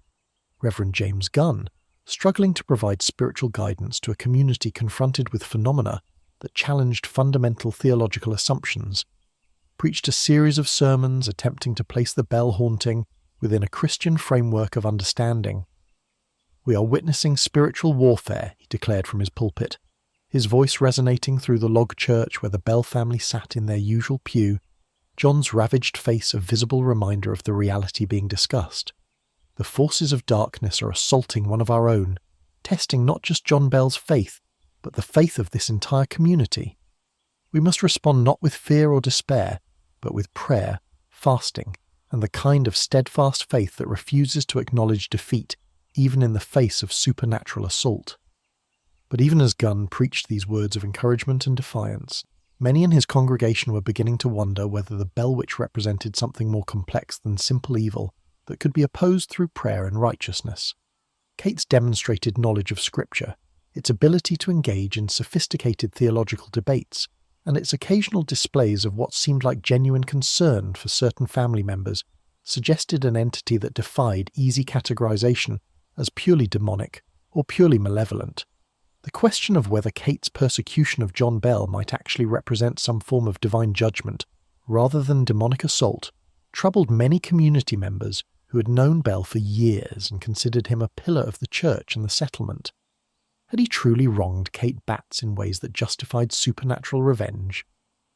Had he disturbed Native American burial grounds during his land-clearing operations, thus bringing down curses from forces that predated Christian settlement? Or was he simply an unfortunate victim of evil that struck randomly without regard for the virtue or vice of its targets? John Bell himself maintained throughout his ordeal that he had done nothing to deserve the suffering being inflicted upon him. When capable of speech during periods when his symptoms temporarily subsided, he would insist that his dealings with Kate Batts had been honest according to the standards of the time, that he had cleared only land that was legally his to clear, and that he had lived according to Christian principles to the best of his understanding and ability. "If I have sinned," he declared during one of the church meetings held to pray for his deliverance, his voice weak but determined, "then I am no more guilty than any man here present. I have not lived a perfect life, but I have tried to be honest in my dealings, faithful to my family and devoted to my church. If God is punishing me for failures I cannot identify, then I accept that punishment as his will. But if this is the work of evil forces rather than divine judgment, then I pray that my suffering might serve some purpose beyond simply satisfying malevolent appetites for human pain." As spring progressed into early summer, and Bell's condition continued to deteriorate, the community's response evolved from active efforts to help him toward a kind of resigned acceptance that his death was inevitable, and that the only remaining question was when Kate would finish the work it had begun. The supernatural poisoning was methodical and inexorable, destroying Bell's health through mechanisms that no medicine could counteract and no prayer seemed able to prevent. Young Richard Bell continued his careful documentation of his father's decline, recording not just the physical symptoms, but also the psychological and spiritual dimensions of watching a strong man reduced to helplessness by forces beyond human comprehension. His journals, which would later provide historians with the most detailed account of the Bell Witch phenomena, captured both the medical details that Dr. Chersus Hobson observed and the emotional impact on a family watching their patriarch slowly die, while an invisible entity mocked their grief and celebrated its approaching victory. Betsy Bell, meanwhile, continued to suffer her own torments from Kate, though the entity had somewhat reduced the frequency and severity of its attacks on her as its focus shifted more completely to destroying her father. The reason for Kate's obsession with preventing Betsy's marriage to Joshua Gardner remained unclear, though some community members speculated that the entity required Betsy to remain in the Bell household to serve as some kind of anchor or conduit for its continued manifestation in the physical world. As summer heat settled over Robertson County and the corn that John Bell had planted in what everyone recognized might be his final growing season reached toward the sun, Kate's poisoning campaign continued its methodical destruction of a man who had once been among the settlement's most robust and successful farmers. The supernatural entity had promised to kill John Bell, and it was fulfilling that promise through means that demonstrated both its power and its cruelty, not through sudden violence that would at least have the mercy of swiftness, but through prolonged suffering that reduced its victim day by day, week by week, converting a living man into a slowly dying shell that served as a monument to Kate's triumph over human resistance. The poisoning had begun in earnest, and there would be no antidote for a toxin that existed primarily in supernatural rather than physical form, no treatment for symptoms that were manifestations of spiritual assault rather than biological disease. John Bell's fate was sealed, and the only question remaining was how long Kate would prolong his suffering, before finally delivering the killing blow that would complete its revenge and fulfill its 4-year promise to remain until the man it had targeted was dead and buried in the cold Tennessee ground. Chapter 9. The Broken Engagement. The late summer of 1820 brought with it a heat that seemed to press down on Robertson County like a physical weight, making every breath an effort and every movement an exercise in endurance. But the oppressive weather was nothing compared to the psychological pressure that had built up around Betsy Bell and Joshua Gardner's forbidden courtship, reaching levels that neither young person could sustain much longer without breaking under the strain. Kate's campaign against the relationship had escalated throughout the summer months, moving beyond threats and occasional physical assaults to create a state of constant siege where Betsy could find no peace and Joshua could find no way to protect the woman he loved from an enemy he could neither see nor fight. The entity seemed to have made the destruction of their relationship its secondary objective, subordinate only to its primary goal of killing John Bell, but pursued with nearly equal intensity and determination. The persecution took forms both physical and psychological. During Joshua's visits to the Bell household, visits that continued despite Kate's opposition, because both young people were stubborn enough to believe that love could overcome supernatural obstacles, the entity would create an atmosphere of such oppressive malevolence that even casual conversation became nearly impossible. Cold spots would form around where the couple sat, dropping temperatures to levels where their breath became visible despite the summer heat outside. Objects would fly across the room without warning, sometimes striking Joshua or Betsy, other times simply creating a chaotic environment where normal courtship activities could not proceed. But the physical manifestations were perhaps less devastating than the psychological warfare that Kate waged with increasingly sophisticated methods. The entity would whisper constantly in Betsy's ear, its voice audible only to her, describing in graphic detail the suffering it would inflict on Joshua if the courtship continued. The whispers came at all hours, giving Betsy no rest and no escape from the torrent of threats and predictions of disaster that accompanied her every waking moment and invaded her dreams when she finally managed to fall asleep from sheer exhaustion. "I'll make him suffer in ways you cannot imagine," Kate would whisper, its voice carrying a tone of intimate menace that was somehow more frightening than outright rage. "I'll twist his body until bones break and tendons tear. I'll invade his mind with nightmares that will drive him to madness. I'll destroy his reputation in the community, revealing secrets that will make everyone turn away from him in disgust. And I'll make you watch every moment of his destruction, knowing that your stubborn refusal to obey me was the cause of everything he endures." The threats were not empty. Kate had already demonstrated its willingness and ability to carry out its promises of violence. Joshua had experienced several more choking attacks, each lasting longer than the previous one, leaving him with a persistent hoarseness and a justified fear that the next attack might not stop before causing permanent damage or death. He had woken from sleep to find himself paralyzed, unable to move or cry out, while invisible hands explored his body with touches that suggested malicious intent beyond simple assault. Dr. Hobson, when consulted privately by Joshua about the physical effects he was experiencing from Kate's attacks, could offer little beyond documentation of the injuries and symptoms. "You're exhibiting signs of repeated strangulation," the physician reported, after examining the persistent bruising around Joshua's throat that appeared without any visible cause. "Your vocal cords show damage consistent with trauma, and your breathing is becoming compromised. If these attacks continue with increasing frequency and duration, the cumulative damage could result in permanent disability or death." The medical assessment forced Joshua to confront a terrible reality. Continuing his pursuit of Betsy was not just risking supernatural wrath in some abstract sense, but was actively endangering his life in ways that could be measured and documented through medical examination. His love for Betsy was genuine and deep, but was it worth dying for when that death would serve no purpose beyond defying an entity that had already proven it could not be defeated through human courage or determination? Betsy faced her own agonizing calculations. She loved Joshua with the intensity that only first love could generate, and the prospect of giving him up felt like surrendering the only source of happiness and hope she had left after years of supernatural torment.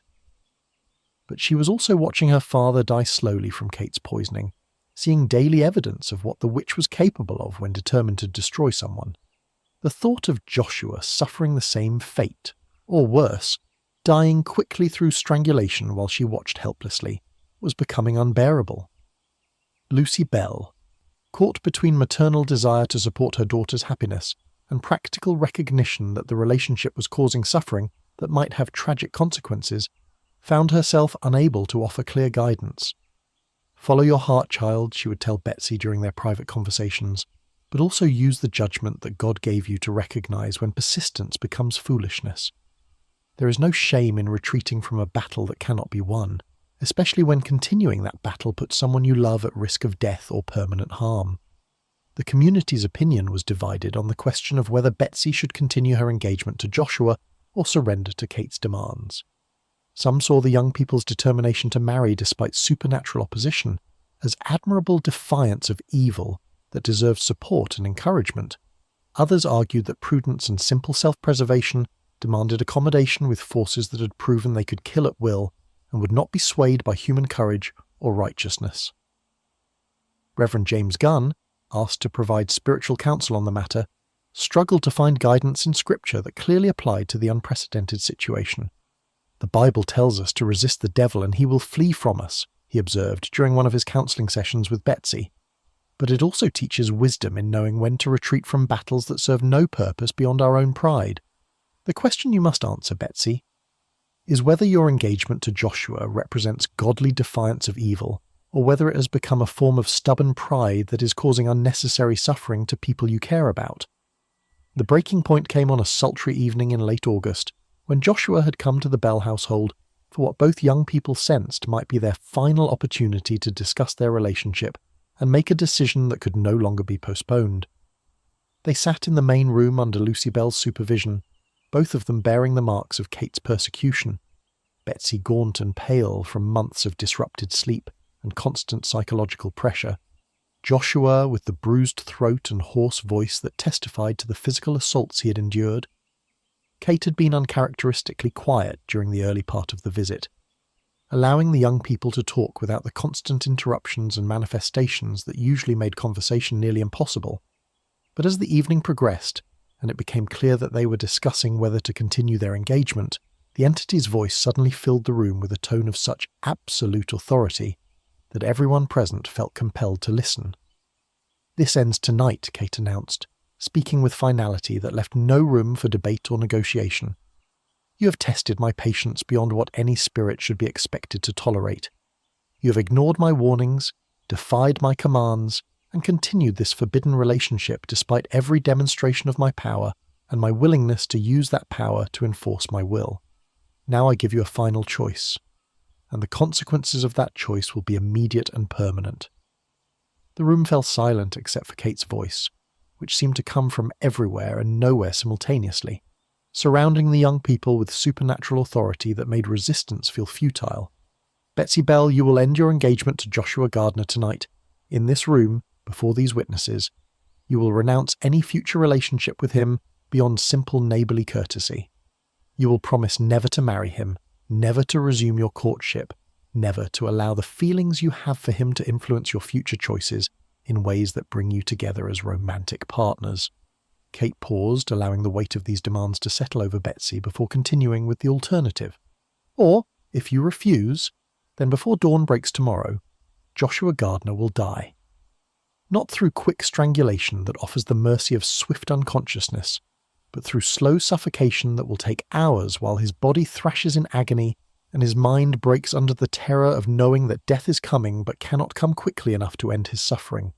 You will watch every moment of his dying, Betsy, knowing that your word could have saved him, but your pride prevented you from speaking that word in time."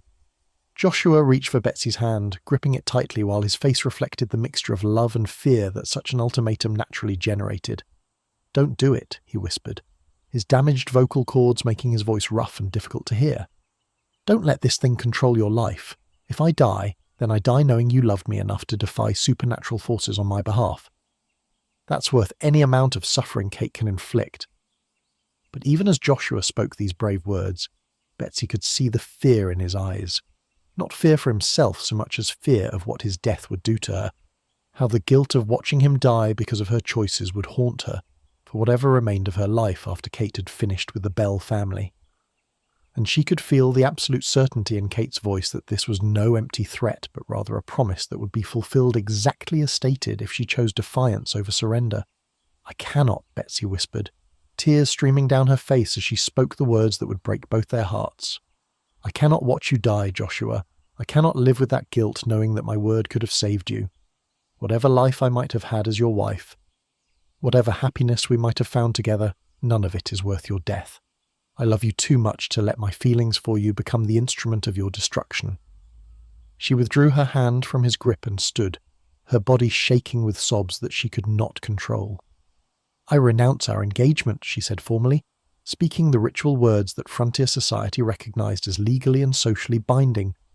"I release you from any promises made, any obligations incurred, any expectations generated by our courtship. You are free to pursue whatever future you choose. And I promise before God and these witnesses that I will never seek to resume our romantic relationship or prevent you from finding happiness with another woman." The room fell silent except for Betsy's sobbing and the sound of Joshua's ragged breathing as he struggled to process what had just occurred. Kate's voice, when it spoke again, carried tones of satisfaction and what might almost have been respect for a difficult decision made under impossible circumstances. "Wisely chosen, Betsy Bell," the entity announced. "You have saved Joshua Gardner's life tonight, and you have demonstrated the kind of selfless love that is rare in this world. The engagement is ended, the relationship is concluded, and my promise is fulfilled. Joshua will leave this house unharmed and will continue his life free from my interference as long as he honours the boundaries that have been established here tonight." Joshua stood slowly, his face reflecting devastation that went beyond simple romantic disappointment into territory where fundamental beliefs about justice, love, and the nature of reality were being challenged and found wanting. He looked at Betsy, memorizing her features as if trying to capture in memory what he could no longer possess in reality, and then he spoke words that would echo in both their minds for years to come. "I will always love you, Betsy Bell," he said quietly, "and I will never understand why forces beyond our control felt the need to destroy what we had together. But I honour your choice, as painful as it is, and I promise to respect the boundaries that have been imposed upon us.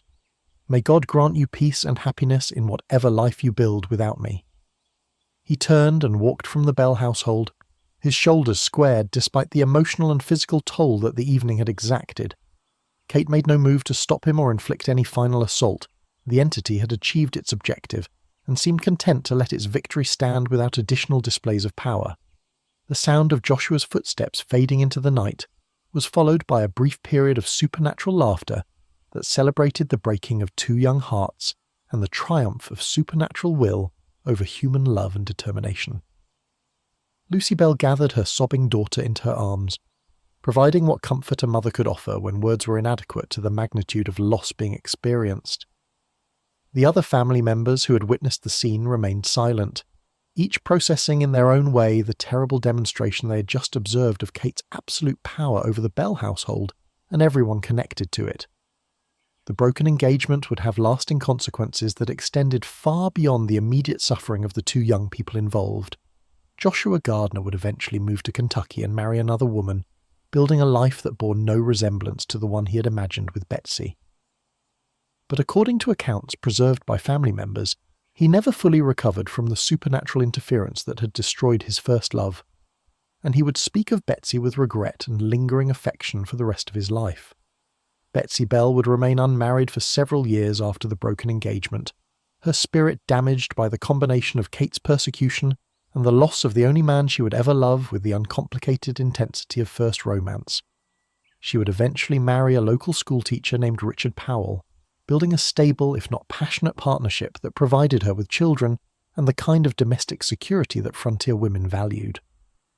But she would tell family members years later that breaking her engagement to Joshua Gardner was the greatest regret of her life, and that she never forgave Kate for forcing her to choose between love and Joshua's life.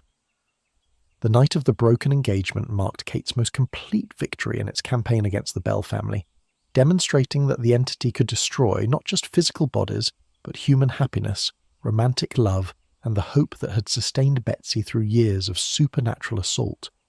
The witch had proven that it controlled not just the present circumstances of the Bell household, but their future possibilities as well, shaping destinies through supernatural coercion that rendered human will and determination irrelevant in the face of forces that operated beyond the reach of courage, prayer, or defiant resistance. Chapter 10. The Death of John Bell. The autumn of 1820 settled over Robertson County, with the kind of melancholy beauty that made mortality seem both inevitable and strangely appropriate.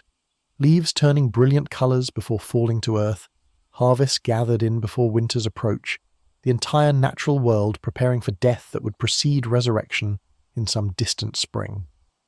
But for John Bell, there would be no resurrection, no renewal, only the slow progression toward a death that Kate had promised, and was now methodically delivering on schedule that seemed calculated to maximise suffering, while ensuring that the entire community would bear witness to supernatural murder accomplished in full view of hundreds of observers who were powerless to prevent it.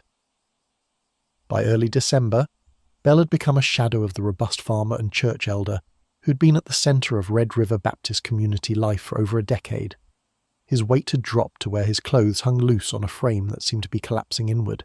His skin had taken on a greyish pallor that suggested impending death, and his eyes had developed the distant, inward-looking quality of someone whose attention was focused more on internal suffering than on the external world that was slowly receding from his awareness. The tongue swelling and jaw locking that had characterized his earlier afflictions had become nearly constant, leaving him unable to speak coherently for days at a time and unable to eat anything beyond thin liquids that Lucy Bell patiently spooned into his mouth during the brief periods when his jaw muscles would relax enough to allow swallowing. The facial spasms had progressed to where Bell's features were almost unrecognizable, twisted into grimaces that reflected the supernatural forces manipulating his nervous system with malicious precision. Dr. George Hobson had ceased trying to treat Bell's condition through conventional medicine, recognizing that whatever was destroying his patient operated according to rules that medical science could neither understand nor counteract. Instead, the physician focused on keeping Bell as comfortable as possible and documenting the progression of symptoms that defied every medical text he had consulted and every case history he had studied during his years of practice. "This is not disease," Hobson told James Johnston during one of his visits to check on Bell's condition. "This is systematic destruction of bodily function through means that leave no physical evidence but are nonetheless killing him as effectively as any poison or injury." Kate has somehow gained the ability to manipulate Bell's nervous system at will, shutting down functions that should be involuntary and immune to external control. "I've never seen anything like it, and I pray to God I never see anything like it again." Kate's own commentary on Belle's approaching death became more frequent and more detailed as December progressed, the entity clearly anticipating its triumph with the kind of satisfaction that suggested complex emotions beyond simple malice. The voice would spend hours describing to family members and visitors exactly what it was doing to Belle's body, how it was systematically shutting down organ systems, how it was ensuring that death would come neither too quickly nor too slowly, but at precisely the moment Kate had selected for maximum impact. "Old Jack Bell is failing just as I planned," Kate announced during one of its evening sessions, speaking with the pride of a craftsman discussing a particularly challenging project. "His liver is compromised. His kidneys are barely functioning. His heart struggles with every beat. The poison I've administered, a special poison that exists in the spiritual realm but manifests in physical symptoms, has saturated every tissue of his body. He won't last beyond December 20th, mark my words. That's the date I've selected for his death, and on that date, at the hour I've chosen, John Bell will draw his final breath and depart this world to face whatever judgment awaits him in the next." The specificity of this prophecy sent chills through everyone who heard it. Kate had made predictions before that had proven accurate, but announcing the exact date of someone's death nearly 3 weeks in advance suggested a level of control over mortal events that seemed to transcend even the considerable supernatural powers the entity had already demonstrated. If Kate could indeed dictate the precise moment of Belle's death, then it possessed abilities that went beyond simple assault or harassment into territory where it functioned almost as a supernatural executioner, carrying out a sentence that had been pronounced years earlier. Lucy Bell, maintaining her vigil at her husband's bedside through days and nights that blurred together in a continuous cycle of care and prayer, struggled to reconcile her Christian faith with the reality of what she was witnessing. The Bible promised that God protected the faithful, and that prayer could move mountains. But no amount of prayer had prevented Kate from systematically destroying her husband over the course of nearly 4 years. Either God was allowing this persecution as some form of test or judgment that Lucy could not understand, or supernatural forces existed that operated beyond divine control or concern, and neither explanation provided much comfort to a woman watching her husband die by inches. Reverend James Gunn maintained near constant presence at the Bell household during those final weeks, leading prayers, reading scripture, and attempting to provide spiritual comfort to a family facing the ultimate demonstration of their powerlessness against forces that mocked every theological certainty they had been taught to believe. But even Gunn's faith was showing strain, his sermons becoming increasingly focused on the problem of evil and the mysteries of divine purpose that seemed to permit innocent suffering without providing clear explanation or justification. "We are witnessing something that challenges our understanding of how God governs his creation," Gunn admitted during one of his private conversations with Lucy Bell, his voice reflecting the exhaustion of someone who had been wrestling with theological problems that had no satisfactory answers. "The Bible teaches us that God is all-powerful and all-loving, but the existence of entities like Kate suggests either that God's power is not absolute, or that his love is not what we have assumed it to be. I have no easy answers, Lucy, only faith that somehow, in ways we cannot perceive, there is purpose and meaning in suffering that seems purposeless and meaningless to our limited understanding." As December 20th approached, the Bell household took on the atmosphere of a death watch, with family members and close friends maintaining constant presence to ensure that John would not face his final moments alone. The prediction of his death date had spread throughout the community, drawing visitors who wanted to witness whether Kate's prophecy would be fulfilled exactly as stated, or whether human prayer and medical intervention might somehow prevent the supernatural murder from occurring on schedule. Bell himself had lapsed into a state of semi-consciousness by December 18th, his body too weakened to maintain full awareness, and his mind retreating into spaces where the pain that had been his constant companion for months could no longer reach him. He would occasionally surface into brief periods of lucidity, during which he would recognize family members and attempt to speak, but his swollen tongue and locked jaw made communication nearly impossible beyond simple gestures and the kind of eye contact that conveyed love and resignation in equal measure. On the morning of December the 19th, Kate's voice filled the house with an announcement that sent Lucy Bell rushing to her husband's bedside.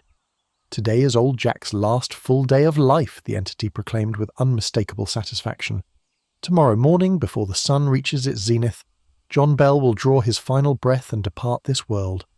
I have prepared his death chamber, administered the final doses of my spiritual poison, and arranged every detail to ensure that his ending reflects the justice of his punishment and the power of the force that has claimed his life.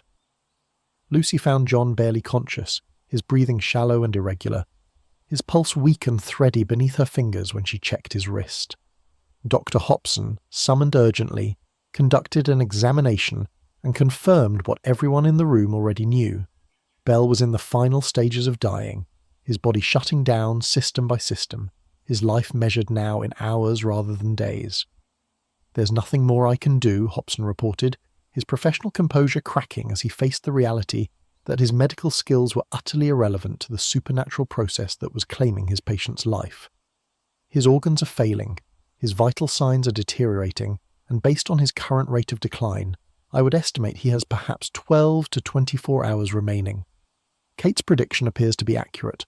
John Bell will likely die tomorrow, December 20th. Exactly as the witch foretold." The family maintained vigil through that final night, taking turns sitting with John while others tried to rest or prayed in the main room, where Kate's voice continued its running commentary on Bell's deteriorating condition. The entity seemed almost excited, like a child anticipating a long-promised treat, describing in clinical detail the stages of dying that Bell was experiencing and counting down the hours until its 4-year campaign of terror would reach its intended culmination. "He feels nothing now," Kate observed during the pre-dawn hours of December 20th, speaking with what might almost have been kindness in its voice. "The pain has receded, replaced by a kind of peaceful dissociation that will carry him through his final hours. This is my gift to him at the end, mercy in dying, if not mercy in living. He will slip away gently once I administer the final dose of my poison, his spirit departing without the kind of traumatic struggle that sometimes accompanies death." As dawn broke on December 20th, the family gathered in John Bell's room, recognizing that the moment Kate had prophesied for nearly 3 weeks was finally at hand. Bell's breathing had become so shallow that Lucy had to lean close to confirm that he still drew breath, and his pulse was barely detectable, even when Hobson checked it with the practiced touch of someone trained to find the faintest signs of life. It was during a brief period when Lucy had stepped out of the room to prepare some broth in case John experienced a final moment of lucidity, during which he might be able to swallow that the discovery was made. John Bell Jr., checking on his father during his mother's absence, noticed something that had not been present moments before: a small vial of dark liquid sitting on the fireplace mantel, a vial that no one recognized and no one admitted to placing there. The vial was perhaps 2 inches tall, made of dark glass that obscured its contents and stoppered with a cork that had been sealed with what appeared to be wax. John Jr. called for the other family members, and together they examined the mysterious object that had appeared in a room where vigilant watch had been maintained continuously for days. No one had entered the room, no one had been near the fireplace, yet the vial sat prominently displayed where everyone could see it, as if whatever had placed it there wanted it to be found and examined. Dr. Hobson took possession of the vial, removing the cork and carefully sniffing the contents. His face immediately registered concern at the pungent odour that emerged, something that reminded him simultaneously of bitter almonds, decaying vegetation, and chemical substances he could not quite identify. "This is clearly some kind of toxic substance," he reported, "though unlike any poison I've encountered in my medical practice. The colour is wrong, the consistency is strange, and the smell combines elements that shouldn't exist together in any natural compound." To test the vial's contents, Hobson prepared a small dish and poured a single drop of the dark liquid into it. The family cat, curious about the activity, approached and licked the drop before anyone could prevent it. The effect was immediate and horrifying.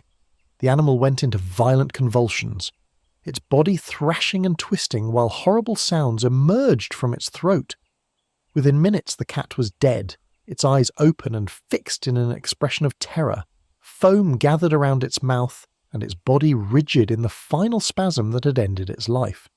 Before anyone could react to this demonstration of the vial's deadly contents, Kate's voice filled the room with triumphant laughter.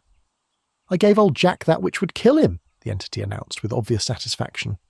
"That vial contains my special poison, the spiritual toxin I've been administering for months. You've just witnessed what it does in concentrated form. Imagine those effects spread out over years, slowly accumulating in every tissue, gradually destroying every organ system.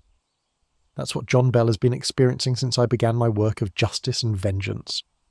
Lucy Bell, returning to find the room in chaos and learning what had occurred, demanded that the vial be destroyed immediately. "Throw it in the fire," she commanded, her voice carrying the authority of someone who had endured too much to tolerate the presence of the instrument of her husband's murder in their home a moment longer. John Jr. grabbed the vial and hurled it into the fireplace where a fire had been burning to keep the sick room warm. The vial struck the flames and exploded with a bright blue flash that momentarily illuminated the room with an otherworldly glow, and the stench that had been released when the cork was removed intensified dramatically, filling the house with an odour so overwhelming that people had to cover their faces and rush outside to escape it. When the household finally returned and the stench had dissipated enough to allow breathing, they found John Bell had slipped into what was clearly his final coma. His breathing was barely perceptible, his pulse could no longer be detected, and the greyish colour of his skin had taken on the waxy quality that Hobson recognised as the immediate precursor to death. The family gathered around his bed, holding hands and praying as they watched the man who'd been at the centre of their lives slip away into the darkness that Kate had promised would claim him. John Bell died quietly in the early morning hours of December 20th, 1820, exactly as Kate had prophesied weeks earlier. There was no dramatic final moment, no last words or meaningful gestures, just the gradual cessation of breathing and the stillness that marked the transition from life to death. Dr. Hobson checked for vital signs and found none, officially pronouncing John Bell dead at the time that Kate had predicted with such certainty. Kate's voice, when it spoke again, carried tones of satisfaction, but also something that might have been genuine sadness, or perhaps simply exhaustion, after 4 years of focused attention on destroying one man. "It is finished," the entity announced. "John Bell has paid for his sins, and my work here is complete in regards to him. Justice has been served, vengeance has been claimed, and the balance that was disturbed has been restored. Let this be a lesson to all who witness these events. There are powers in this world that transcend human law and human justice, and some debts can only be paid in suffering and blood." The funeral of John Bell became one of the largest gatherings in Robertson County's history, with hundreds of people travelling from throughout the region to pay their respects and to witness the conclusion of the supernatural drama that had captivated Tennessee for nearly 4 years. But the service was marred by Kate's continued presence and commentary, the entity singing drinking songs and making crude jokes during the eulogy, in a display of disrespect that horrified the mourners, but which no one possessed the power to prevent. As John Bell's body was lowered into the grave that had been prepared in the church cemetery, Kate's laughter echoed across the grounds, a sound that combined triumph and something more complex. Perhaps satisfaction at a job completed, perhaps acknowledgement that even supernatural revenge brought no real peace or resolution, only the empty achievement of goals that ultimately changed nothing about the fundamental injustices and sorrows that characterized existence in a fallen world. The death of John Bell marked the climax of the Bell Witch haunting, the fulfillment of the promise that Kate had made when it first identified itself and announced its purpose.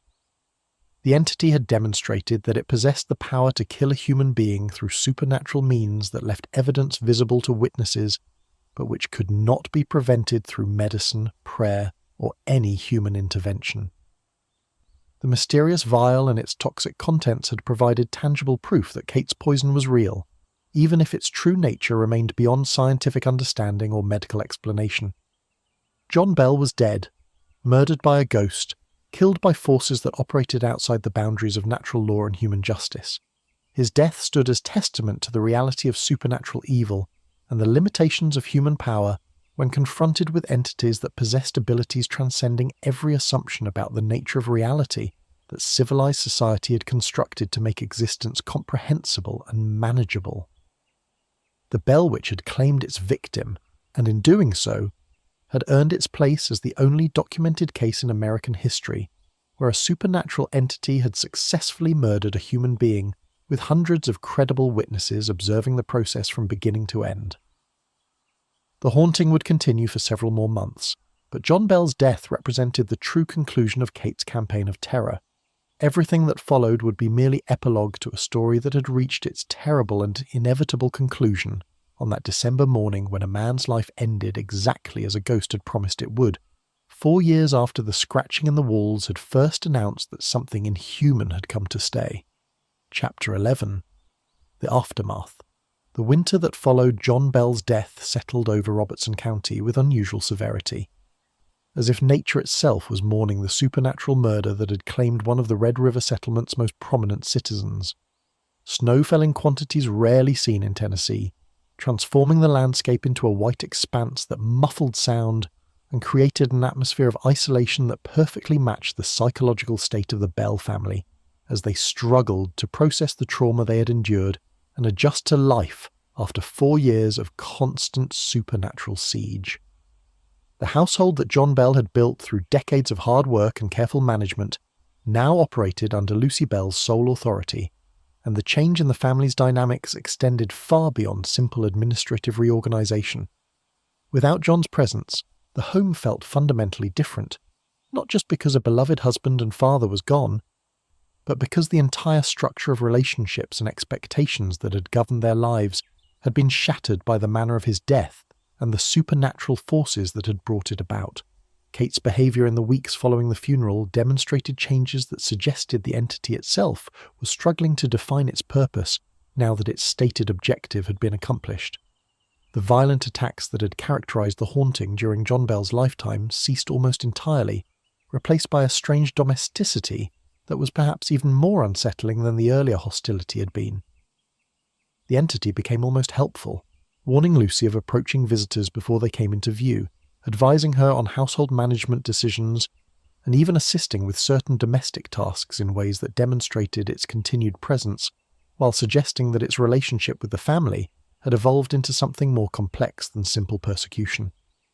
"I have no quarrel with you, Lucy Bell," Kate announced one evening as the widow sat alone in the main room, attempting to manage the farm accounts that had always been John's responsibility. "You were never the target of my justice, and you need not fear that I will continue to torment this household now that my work regarding your husband is complete. I promised I would leave when John Bell was dead and buried, but I find myself reluctant to depart just yet. There are matters that remain unresolved, purposes not yet fulfilled, and I have grown attached to this family in ways that surprise even me." This statement reflected a pattern that had been emerging even before John's death.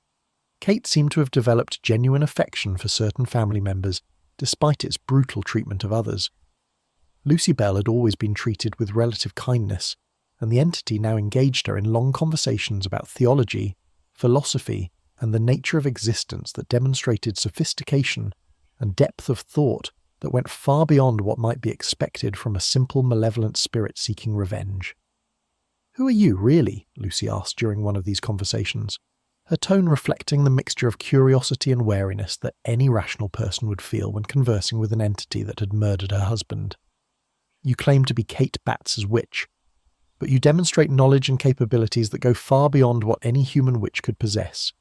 You speak with theological sophistication that rivals our most educated ministers, you predict future events with uncanny accuracy, and you seem to possess insights into human nature that suggest you have observed humanity for far longer than a single human lifetime would allow." Kate's response was characteristically evasive yet intriguing. "I am many things, Lucy Bell, more than I have revealed, and perhaps more than I fully understand myself. I have existed in various forms and under various names for longer than your Christian calendar has been counting years. I've witnessed the rise and fall of civilizations, watched as humans struggled with the same fundamental questions about meaning and purpose, generation after generation. Sometimes I intervene in human affairs, and sometimes I merely observe. In the case of your family, I had specific purposes that required intervention of the most dramatic kind." These conversations, recorded by Richard Bell in his meticulous journals, provided insights into Kate's nature that went far beyond the simple witch or demon categories that most community members had used to classify the entity. Kate seemed to be something more ancient and more complex, perhaps a spiritual being that predated Christianity, perhaps a force of nature that had gained consciousness and the ability to interact with humans, or perhaps something entirely outside human frameworks of understanding. But even as Kate engaged in these philosophical discussions with Lucy Bell, the entity maintained its special focus on Betsy, though the nature of that attention had changed significantly since John Bell's death. The physical attacks that had tormented the young woman for years ceased almost entirely, replaced by a kind of intimate mentorship that seemed designed to prepare Betsy for some future role that Kate alluded to but never clearly explained. "You have a destiny, child," Kate would tell Betsy during their private conversations, speaking in the gentle voice that contrasted so sharply with the hostile tones it had used during its campaign against John Bell. "Everything you have suffered, the attacks, the broken engagement, the loss of your father, these were necessary preparations for purposes that will not become clear for years yet. You're being forged through adversity into something stronger and more capable than you could have become through comfort and ease." Betsy, whose physical health had begun to improve somewhat after her father's death and the reduction in supernatural assaults, found these conversations deeply unsettling. She had no desire to serve any purpose that Kate might have in mind, and the suggestion that her suffering had been some kind of preparation for future service to the entity that had destroyed her happiness filled her with a combination of dread and rebellion. "I want nothing to do with your plans," Betsy declared during one particularly intense conversation, her voice carrying the kind of strength that had been absent during the worst periods of the haunting. "You've taken my father, destroyed my chance at marriage with Joshua, and tormented me for years. Whatever destiny you think you're preparing me for, I refuse to participate. Find another vessel for your purposes, because I will resist you with every breath remaining in my body." Kate's response was surprisingly gentle, lacking the threats and demonstrations of power that would have accompanied such defiance during the period when the entity was actively persecuting the family. "Your resistance is natural and even admirable, Betsy Bell, but destinies are not things we choose. They are patterns woven into the fabric of existence that unfold according to rules that transcend individual will or desire. You will fulfill your role whether you wish to or not, though the manner of that fulfillment may vary depending on the choices you make along the way." The community's response to the changed dynamics in the Bell household was marked by caution and uncertainty. On one hand, the cessation of violent supernatural activity suggested that the worst of the haunting might be over, and that the family could begin to rebuild their lives without the constant threat of supernatural assault. On the other hand, Kate's continued presence and its cryptic statements about unfinished business suggested that the story was not yet complete, and that new chapters might unfold in ways that could not be anticipated or prepared for. Reverend James Gunn, attempting to provide spiritual guidance to a community that had been profoundly shaken by witnessing 4 years of supernatural phenomena culminating in a man's murder, preached a series of sermons exploring the theological implications of what they had all observed. "We have seen things that challenge our understanding of how God governs his creation," he acknowledged from his pulpit, his words reaching a congregation that was struggling to reconcile their Christian faith with experiences that seemed to fall outside the frameworks that Orthodox theology provided. The Bell Witches demonstrated that supernatural forces exist beyond the simple categories of angels and demons that we have been taught. Kate is not purely evil. It has shown kindness to some while brutally persecuting others. It is not ignorant. It demonstrates knowledge of scripture and theology that rivals our most educated scholars. It is not powerless. It has killed a man through means that no human force could prevent. What are we to make of such an entity? How do we fit it into our understanding of God's plan for humanity and the spiritual forces that shape our world? Gunn's questions resonated throughout the community, generating discussions and debates that would continue for years as people tried to process what they had witnessed and integrate those experiences into worldviews that had previously seemed adequate to explain reality. Some concluded that Kate represented a form of spiritual being that predated Christianity and that existed in territories beyond the reach of Christian doctrine. Others argued that the entity was indeed demonic but more sophisticated and dangerous than conventional teachings about demons had suggested. Still others began to question whether the sharp boundaries between natural and supernatural, between physical and spiritual, between human and other might be less clear and more permeable than their religious training had led them to believe. As winter progressed into early 1821 and the Bell household adjusted to its new reality, Kate began to drop hints that its departure might be approaching.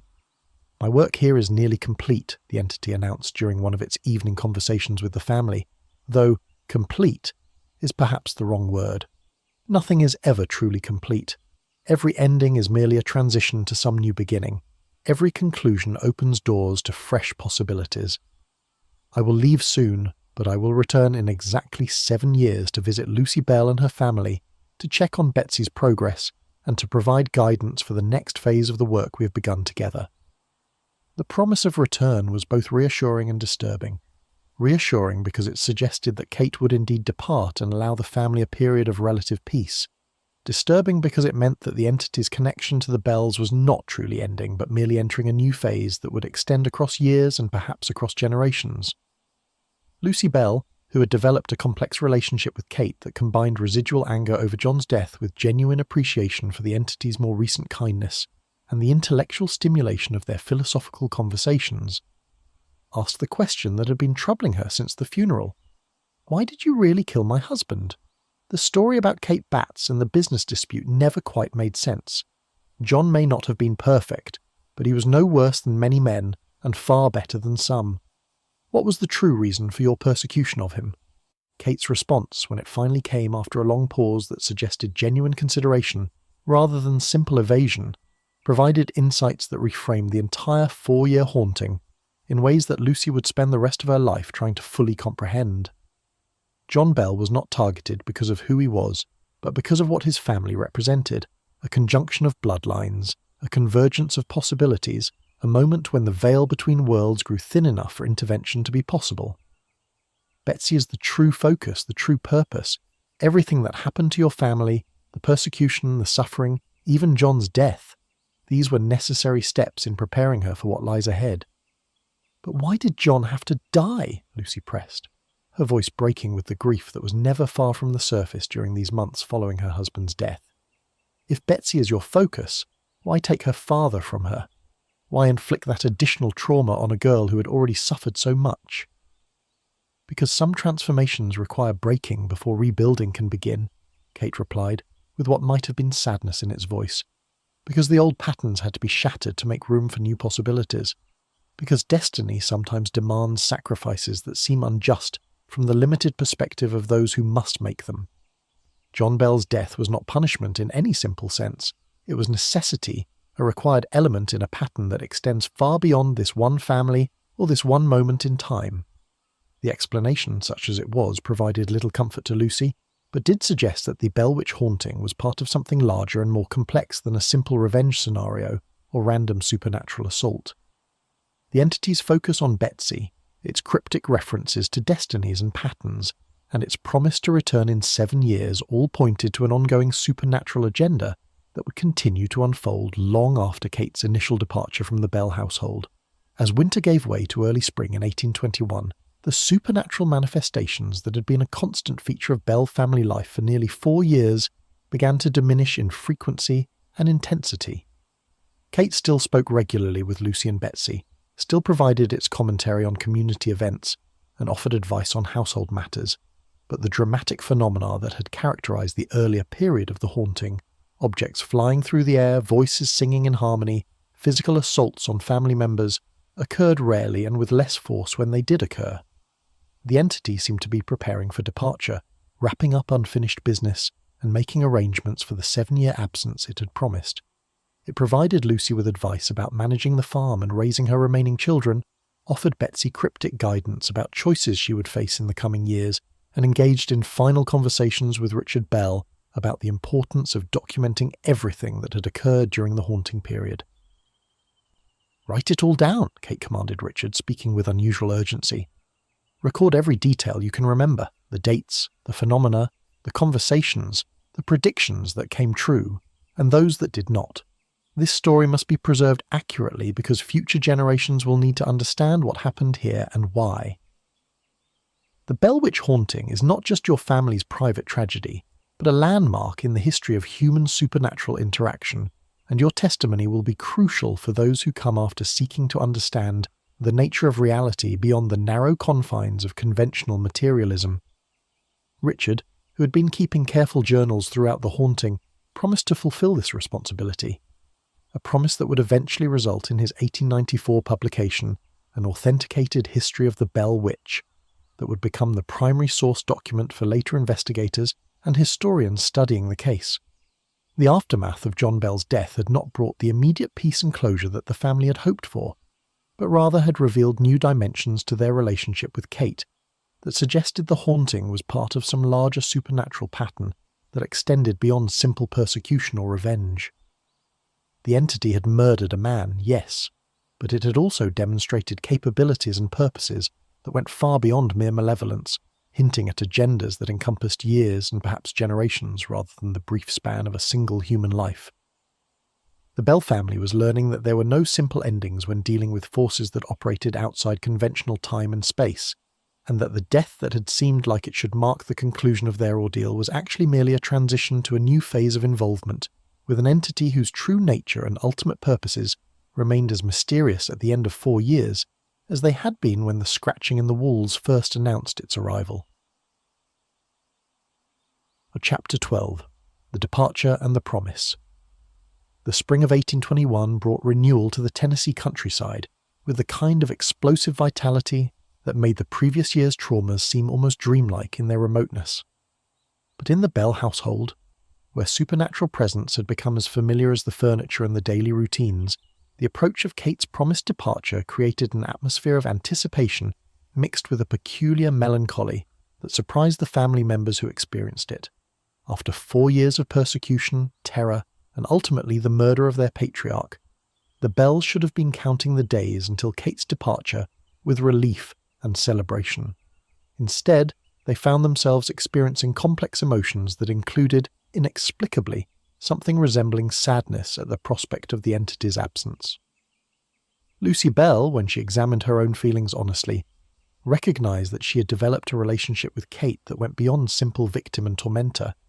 The entity had become a presence in her life that filled certain intellectual and philosophical needs that frontier society and conventional religion could not satisfy. "Is it wrong that I will miss our conversations?" Lucy confided to Reverend James Gunn during one of their pastoral counselling sessions, her voice reflecting the confusion of someone discovering emotions that seemed inappropriate to the circumstances. "Kate murdered my husband, tormented my daughter, and terrorized my family for years.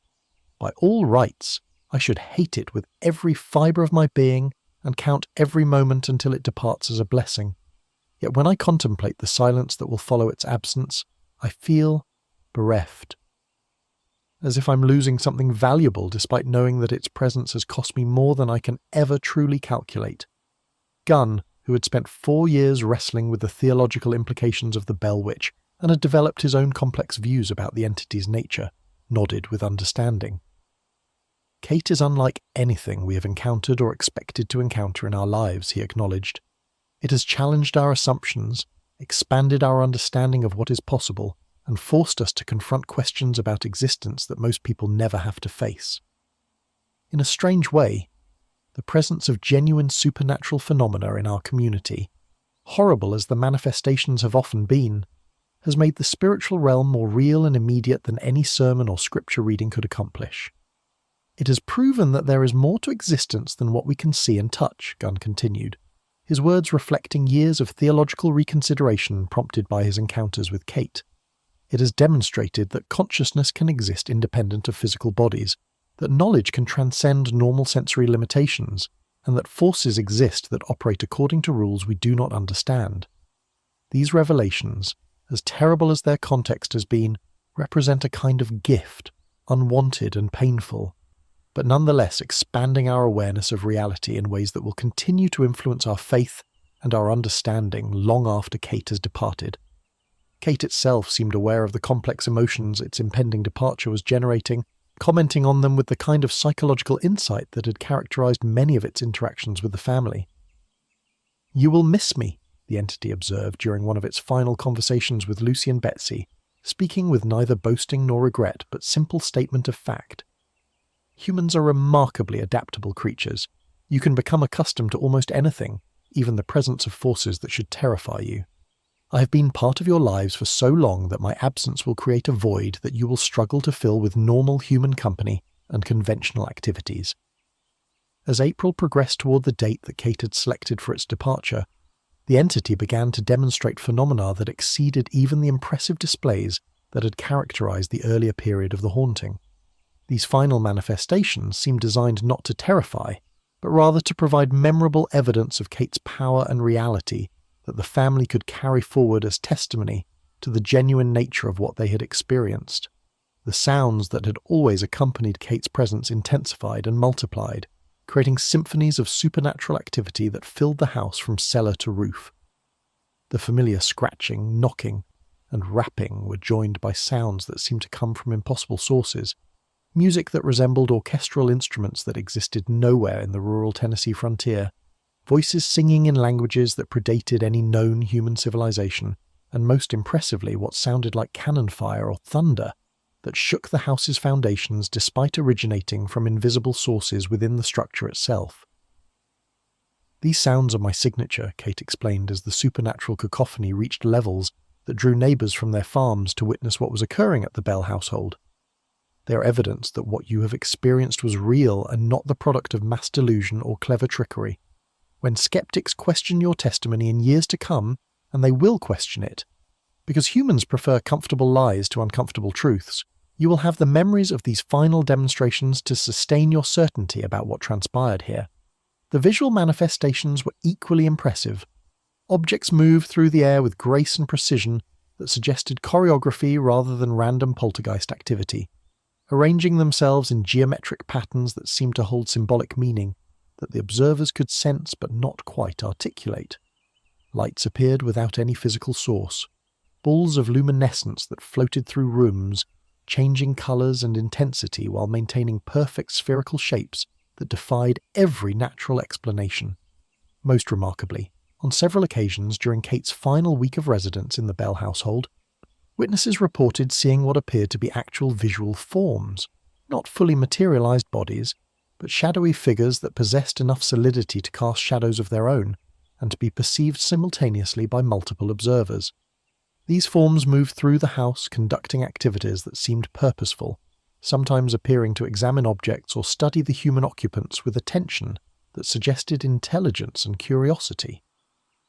Richard Bell, documenting these final manifestations with the thoroughness that had characterized his record-keeping throughout the haunting, noted that the visual forms seemed to vary in appearance and behavior, suggesting that Kate might be revealing itself in different aspects, or perhaps demonstrating that it was not a single entity, but rather a complex phenomenon that encompassed multiple personalities or forms of consciousness. "I am showing you glimpses of what I truly am," Kate confirmed when questioned about these appearances. "Or rather, I am showing you small portions of what I am, because the totality would overwhelm your perceptions and perhaps damage your sanity. I exist simultaneously in multiple forms and dimensions, my consciousness distributed across spaces and times that your limited human awareness cannot fully encompass. What you see and hear is merely the fragment of me that can interact with your physical reality.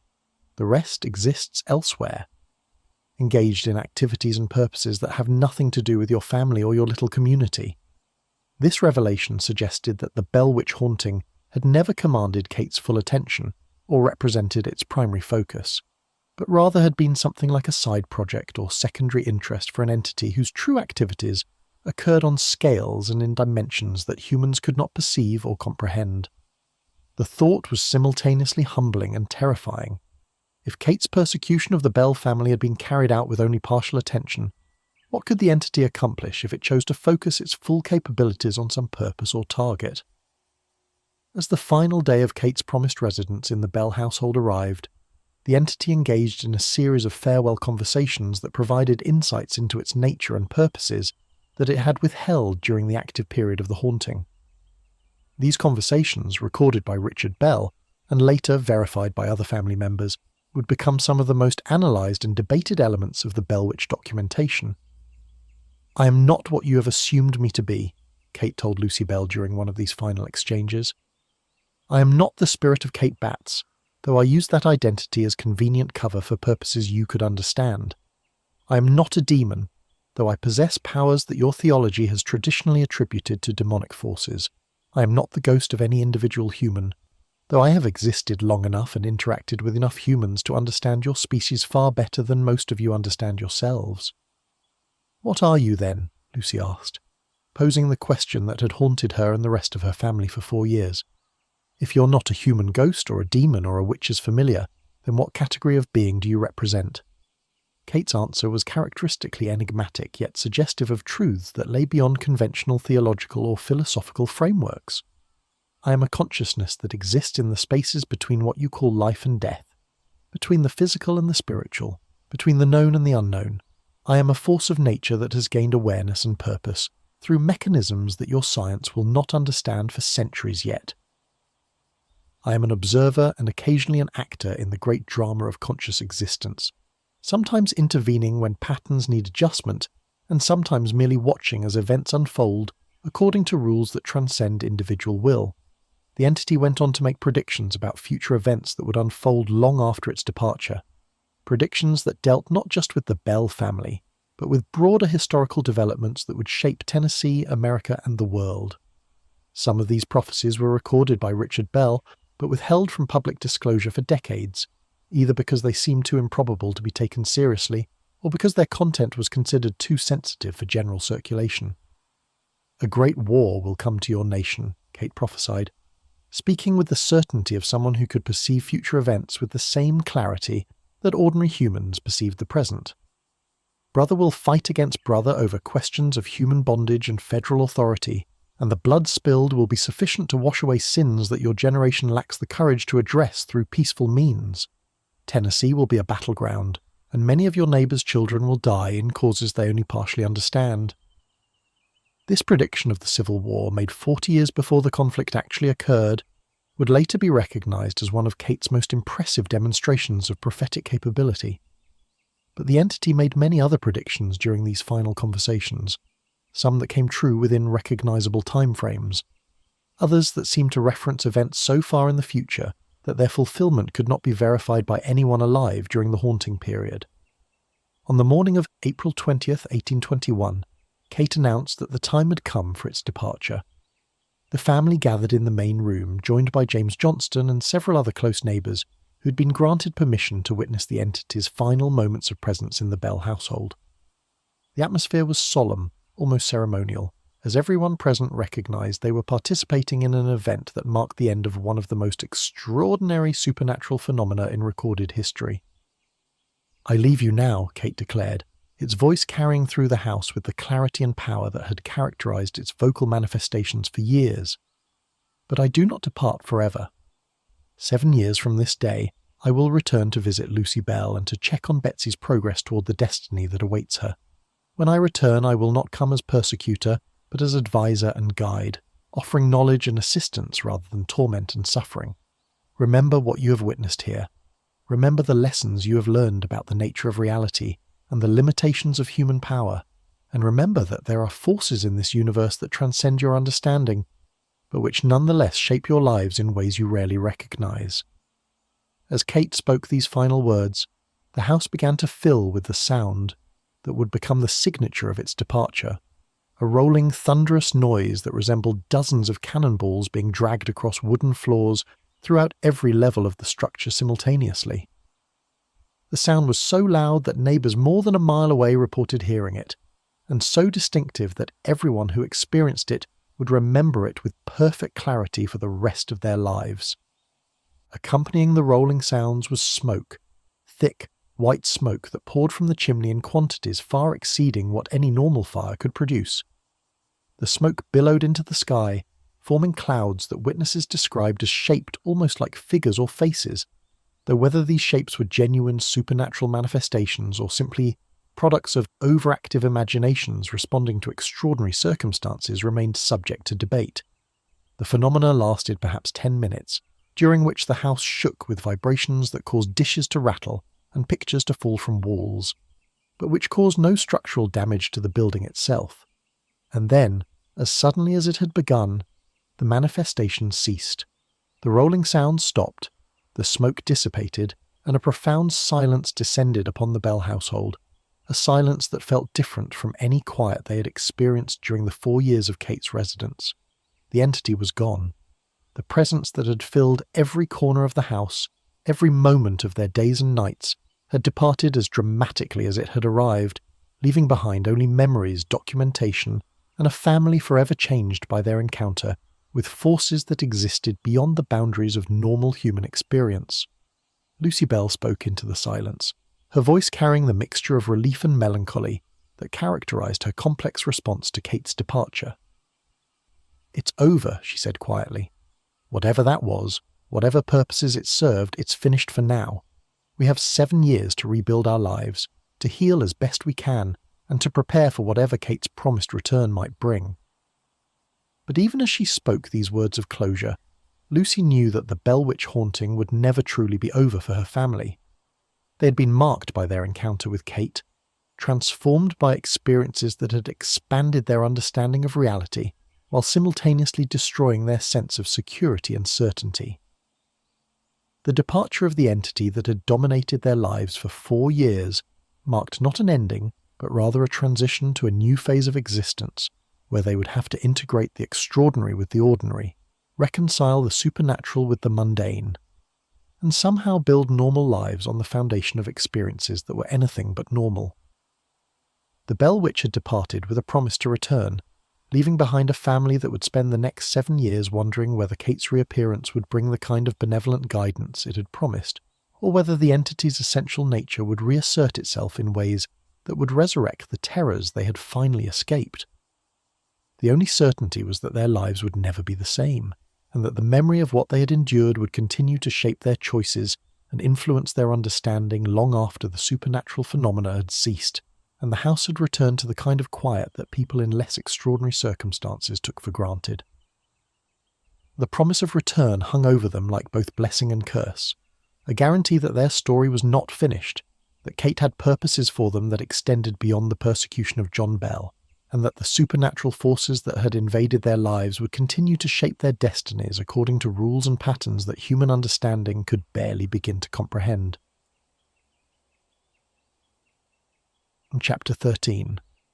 The Return. 7 years passed with a swiftness that seemed impossible to those who had lived through them.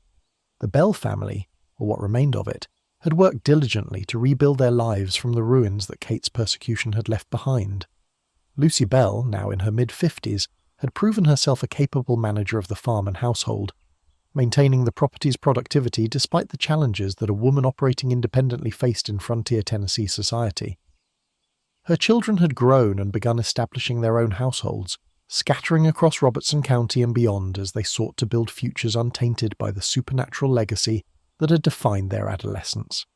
Betsy Bell, now 23 years old, had surprised many in the community by remaining unmarried throughout the 7 years following Kate's departure. The broken engagement to Joshua Gardner had left scars that went deeper than anyone had fully appreciated at the time, and Betsy seemed reluctant to open herself to the kind of vulnerability that romantic love demanded. She had developed into a quiet, introspective young woman whose eyes held depths of experience that seemed incongruous with her years, experience born not from living, but from having survived terrors that had tested the limits of human endurance. The promise of Kate's return had hung over the household throughout the intervening years, sometimes receding into background awareness during periods when daily life demanded full attention, other times surging forward into conscious thought during quiet moments when the past could not be held at bay through present activity. No one knew exactly what date marked 7 years from Kate's departure. The entity had left on April 20th, 1821, but had not specified whether its return would occur on the exact anniversary or simply sometime during the 7th year. As 1828 progressed through winter into spring, the family's anticipation grew. Small sounds that would normally have been dismissed as settling boards or animals in the walls suddenly took on significance.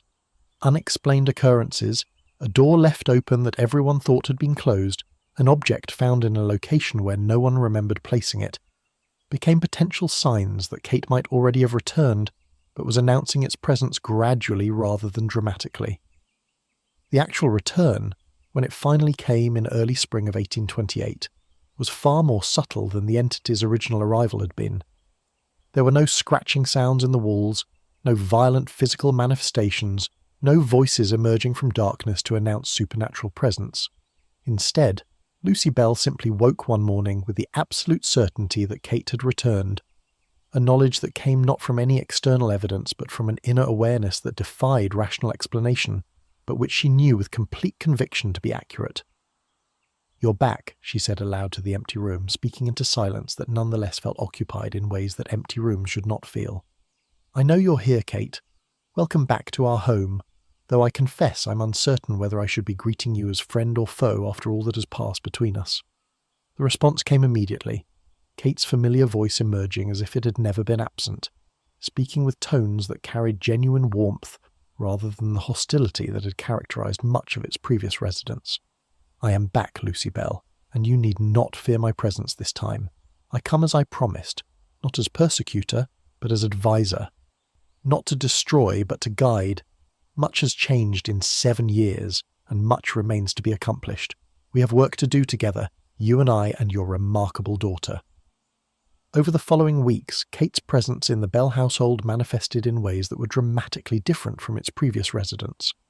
The entity engaged primarily in conversations rather than physical phenomena, speaking with Lucy and Betsy about matters both profound and mundane, offering perspectives on their lives and choices that demonstrated the kind of wisdom that came from observing human existence across centuries rather than mere decades.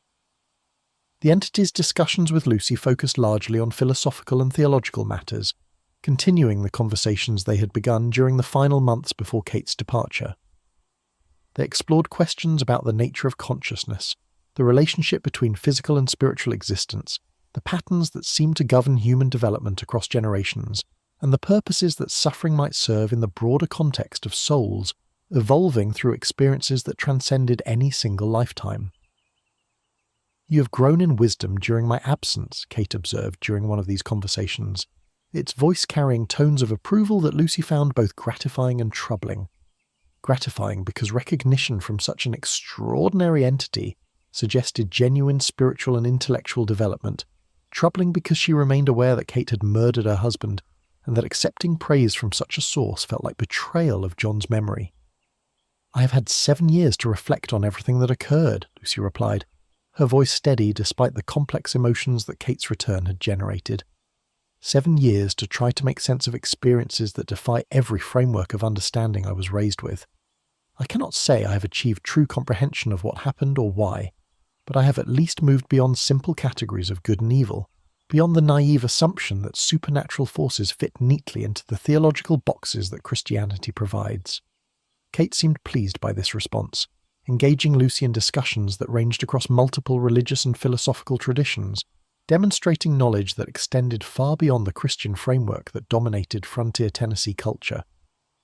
The entity spoke of Buddhist concepts of enlightenment through suffering, Hindu understanding of consciousness as fundamental reality rather than emergent property of matter, and pre-Christian European traditions that recognize spirits and forces existing in partnership rather than opposition to human communities. "You're beginning to understand," Kate told Lucy during one particularly profound conversation, "that reality is far more complex and multidimensional than the simple materialistic worldview that your civilization is beginning to construct. The division your culture makes between natural and supernatural, between physical and spiritual, between human and other. These are artificial boundaries that serve psychological needs, but do not reflect the true nature of existence. All consciousness is connected. All existence is interconnected, and the walls you build between categories are illusions that obscure rather than clarify the truth of what you are and what universe you inhabit." The conversations with Betsy took a different form, focusing less on abstract philosophy and more on practical matters related to the young woman's future and the role Kate claimed she was destined to fulfill. The entity's insistence that Betsy had a special purpose, the claim that had justified years of persecution, and the prevention of her marriage to Joshua Gardner, finally began to be explained in terms that were somewhat more specific than the cryptic references Kate had offered during its previous residence. "You carry within you potential that goes beyond normal human capabilities," Kate told Betsy during one of their private conversations, speaking with a seriousness that demanded attention despite Betsy's continuing resistance to the idea that she had been chosen for any supernatural purpose. "You have been touched by forces that have altered your consciousness in ways that most humans never experience. The suffering you endured during my previous residence, horrible as it was, opened doorways in your awareness that would normally remain closed throughout an entire lifetime." "What doorways?" Betsy asked. her voice carrying the skepticism of someone who had heard promises and prophecies before and had learned to question their validity. What capabilities are you suggesting I possess? I'm no witch or medium or prophet. I'm simply a woman who survived terrible experiences and who wants nothing more than to live a normal life free from supernatural interference. Kate's response revealed dimensions of its plan that had never been clearly articulated during the first phase of the haunting. You have the capacity to perceive what others cannot see, to hear what others cannot hear, to know what others cannot know through ordinary sensory means. You can serve as a bridge between worlds, facilitating communication between those still bound by physical existence and those who have moved beyond such limitations. This is not a curse, but a gift, though I acknowledge it may not feel like a gift given the suffering that was required to develop these capabilities. The entity went on to describe possibilities for Betsy's future that involved using these purported abilities to help others in the community who are struggling with loss, grief, or questions about the survival of consciousness beyond physical death. Kate painted a picture of Betsy as a kind of spiritual intermediary who could provide comfort and guidance by facilitating connections between the living and the dead, offering evidence that consciousness persisted beyond the grave and that relationships continued even after physical separation through death. Betsy listened to these descriptions with a mixture of interest and resistance. The idea of possessing abilities beyond normal human perception was both fascinating and frightening, carrying implications that challenged her desire for a conventional life, while also suggesting purposes that might give meaning to the suffering she had endured. But she remained deeply skeptical about whether she actually possessed such capabilities, or whether Kate was simply manipulating her toward ends that served the entity's purposes rather than her genuine welfare. The 1828 visitation lasted approximately 3 weeks, during which Kate maintained a near constant presence in the Bell household, but demonstrated none of the violent or hostile behaviours that had characterised its previous residents. The entity was true to its word. It had returned not as persecutor, but as something closer to a mentor or spiritual guide, offering perspectives and knowledge that expanded the family's understanding while respecting boundaries in ways it had never done during the earlier period. But Kate also made predictions during this return visit that would not be fully understood until decades later, when sufficient time had passed to see whether the prophecies were accurate. The entity spoke of future developments in American history with the same confidence it had demonstrated during earlier predictions, describing a great war that would tear the nation apart, technological developments that would transform human civilization, and spiritual awakenings that would challenge the materialistic worldview that was beginning to dominate Western culture. Most significantly for the Bell family, Kate made a prediction about its next return that differed from the 7-year pattern that had brought it back in 1828. "I will come again," the entity announced as its presence in the household began to fade after 3 weeks of renewed contact, but not in 7 years this time. "My next return will be in 107 years, in the year 1935, and it will not be to this household, but to a descendant of John Bell, who will carry the bloodline forward into a new era. That descendant will face challenges and opportunities that you cannot imagine from your current perspective, and my guidance will be needed to help them navigate waters that will be far more treacherous than anything you have experienced."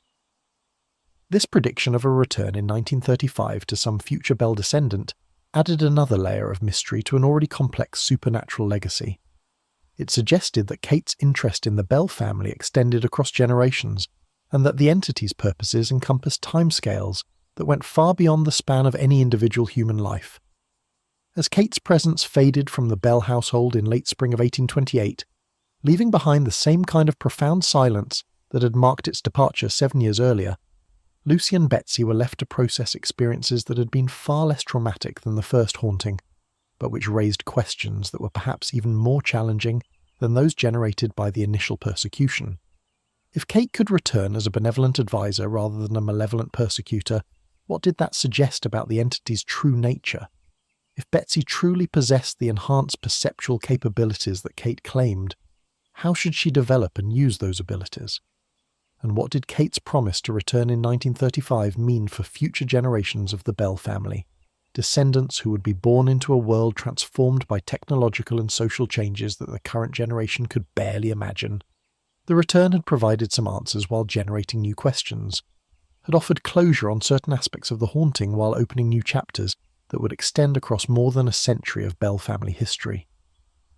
Kate had kept its promise to return, and in doing so had demonstrated that the supernatural forces that had invaded the Bell household were not temporary anomalies but rather ongoing presences that would continue to shape the family's destiny, according to patterns and purposes that transcended any single generation's understanding or control.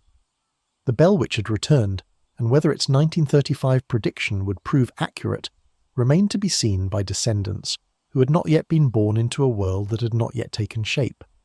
But the 1828 visitation had confirmed that Kate's interest in the Bell family was genuine, long-term, and connected to purposes that extended far beyond the revenge scenario that had been offered as explanation during the initial haunting. The mystery deepened even as certain aspects of it were clarified, and the Bell family's supernatural legacy continued to unfold according to rules that defied every attempt at complete comprehension or final resolution. Chapter 14. The Legacy of Blood. The story of the Bell Witch did not end with Kate's departure in 1828. In truth, that departure marked only the beginning of the entity's true legacy, a legacy that would spread far beyond the red clay hills of Robertson County, Tennessee, and echo through the centuries that followed. In the immediate years after Kate's final visit, the Bell family found themselves transformed into something between celebrities and pariahs. Neighbours who had once offered sympathetic ears now crossed to the opposite side of dusty roads when they approached. The children of Red River whispered that the Bells carried a curse, that whatever darkness had attached itself to John Bell Sr. might yet linger in his descendants' blood.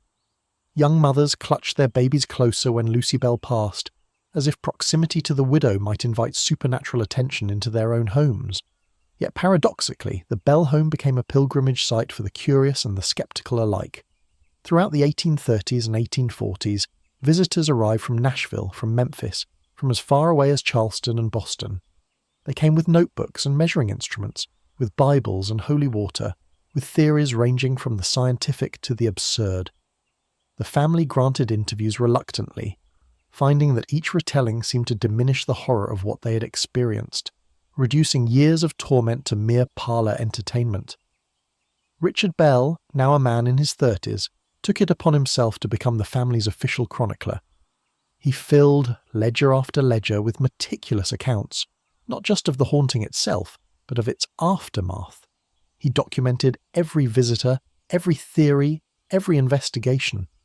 He recorded his mother's declining health, the way Lucy Bell seemed to age a decade for each year that passed after her husband's death.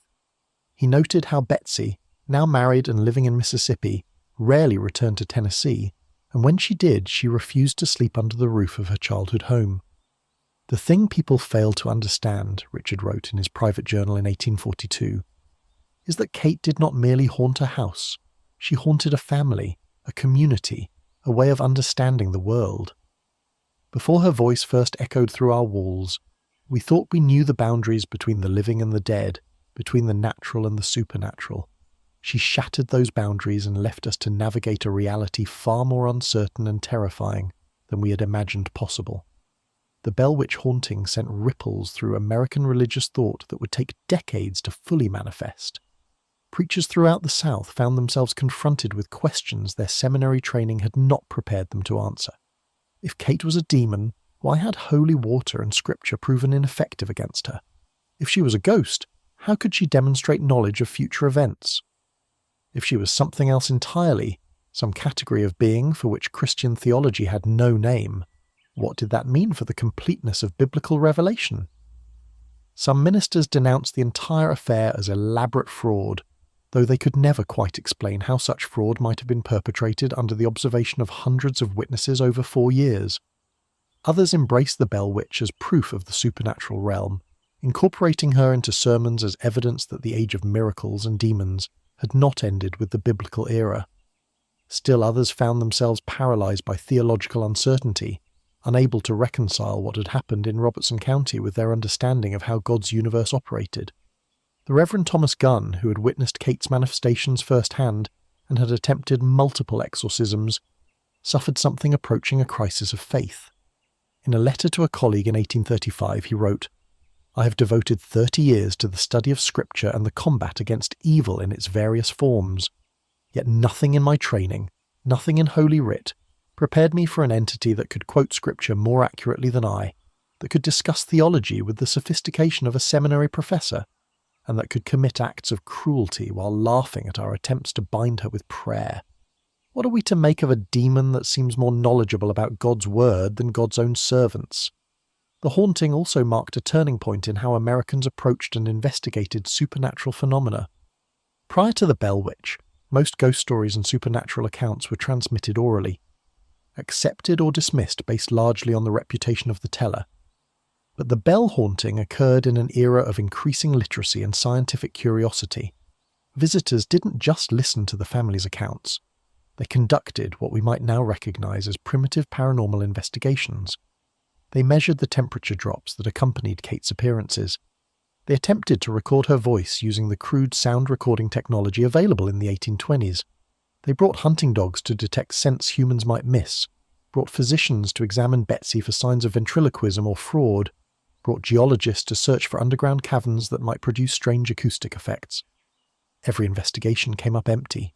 Whatever Kate was, she left no physical evidence beyond her effects: the scratches on skin, the marks of invisible blows, the mysterious vial that had killed John Bell. In this way, the Bell Witch haunting inadvertently gave birth to what would eventually become the field of paranormal investigation. The methodology those early investigators developed, documentation of witness testimony, attempts to measure physical phenomena, searches for natural explanations, would be refined over the subsequent decades and eventually formalized into something resembling a discipline, however controversial it might remain. The story also captured the imagination of writers and artists throughout the 19th century. Charles Dickens, during his 1842 tour of America, heard accounts of the Bell Witch and became fascinated with the story. Though he never visited Tennessee himself, he collected testimonies from those who had witnessed the events firsthand. Elements of the haunting would appear in his later work, particularly in the ghost stories he penned for Christmas. The image of a disembodied voice tormenting a family, of an entity that could not be seen but whose presence was undeniable. These motifs resonated through Victorian literature. Nathaniel Hawthorne referenced the Bell Witch in his notebooks, considering it as potential material for a novel that would explore the intersection of American frontier life and supernatural horror. Edgar Allan Poe, master of the macabre, collected accounts of the haunting and incorporated elements into his own tales of terror. The Bell Witch became, in essence, America's foundational ghost story, the supernatural narrative against which all others would be measured. But the legacy extended beyond literature and theology into the realm of law and justice. The Bell Witch case raised profound questions about evidence and testimony. If hundreds of credible witnesses, including a future president, testified to experiencing supernatural phenomena, how should courts and official records treat such testimony? The Robertson County courthouse contained official depositions regarding the haunting sworn statements from men of standing in the community, attesting to events that seemed to violate natural law. This created a peculiar legal precedent. In the decades following the haunting, Tennessee courts occasionally had to grapple with cases involving alleged supernatural activity. Could someone be held liable for damages caused by a ghost? Could testimony about supernatural events be admitted in court? How should juries weigh evidence of phenomena that seem to violate the laws of nature? The Bell Witch case was frequently cited in these proceedings, its extensive documentation providing a benchmark for what constituted credible supernatural testimony. The haunting also had profound effects on the community of Red River itself. In the years following Kate's final departure, the area experienced a subtle but unmistakable exodus. Families who had lived in Robertson County for generations quietly sold their land and moved west, to Arkansas and Texas, seeking distance from whatever darkness had manifested in their midst. Property values in the immediate vicinity of the Bell farm plummeted. No one wanted to build too close to the site where John Bell had died, where his daughter had been tormented, where an entity from beyond human understanding had held court for 4 terrible years. A new folk tradition emerged among those who remained. Mothers taught their children never to speak ill of Kate, never to mock or challenge her, even decades after her departure. "She promised to return," the old women would say, their voices dropping to whispers, "and Kate always keeps her promises." This created a culture of careful speech in Robertson County, a persistent superstition that lasted well into the 20th century. Even those who had never heard the full story of the Bell Witch learned as children that certain names should not be spoken lightly, certain places should not be visited after dark, certain questions should not be asked too loudly. The Bell family itself fractured and scattered. Betsy, though she lived until 1888, rarely spoke of her experiences in detail. She married twice, had children, lived what appeared to be a normal life in Mississippi and Tennessee. But those who knew her well noted something changed in her after Joshua Gardner broke their engagement. A guardedness, a reluctance to form deep attachments, as if she feared that anything or anyone she loved might be torn away by forces beyond her control. When she did speak of Kate, it was usually in the most general terms. There was a haunting.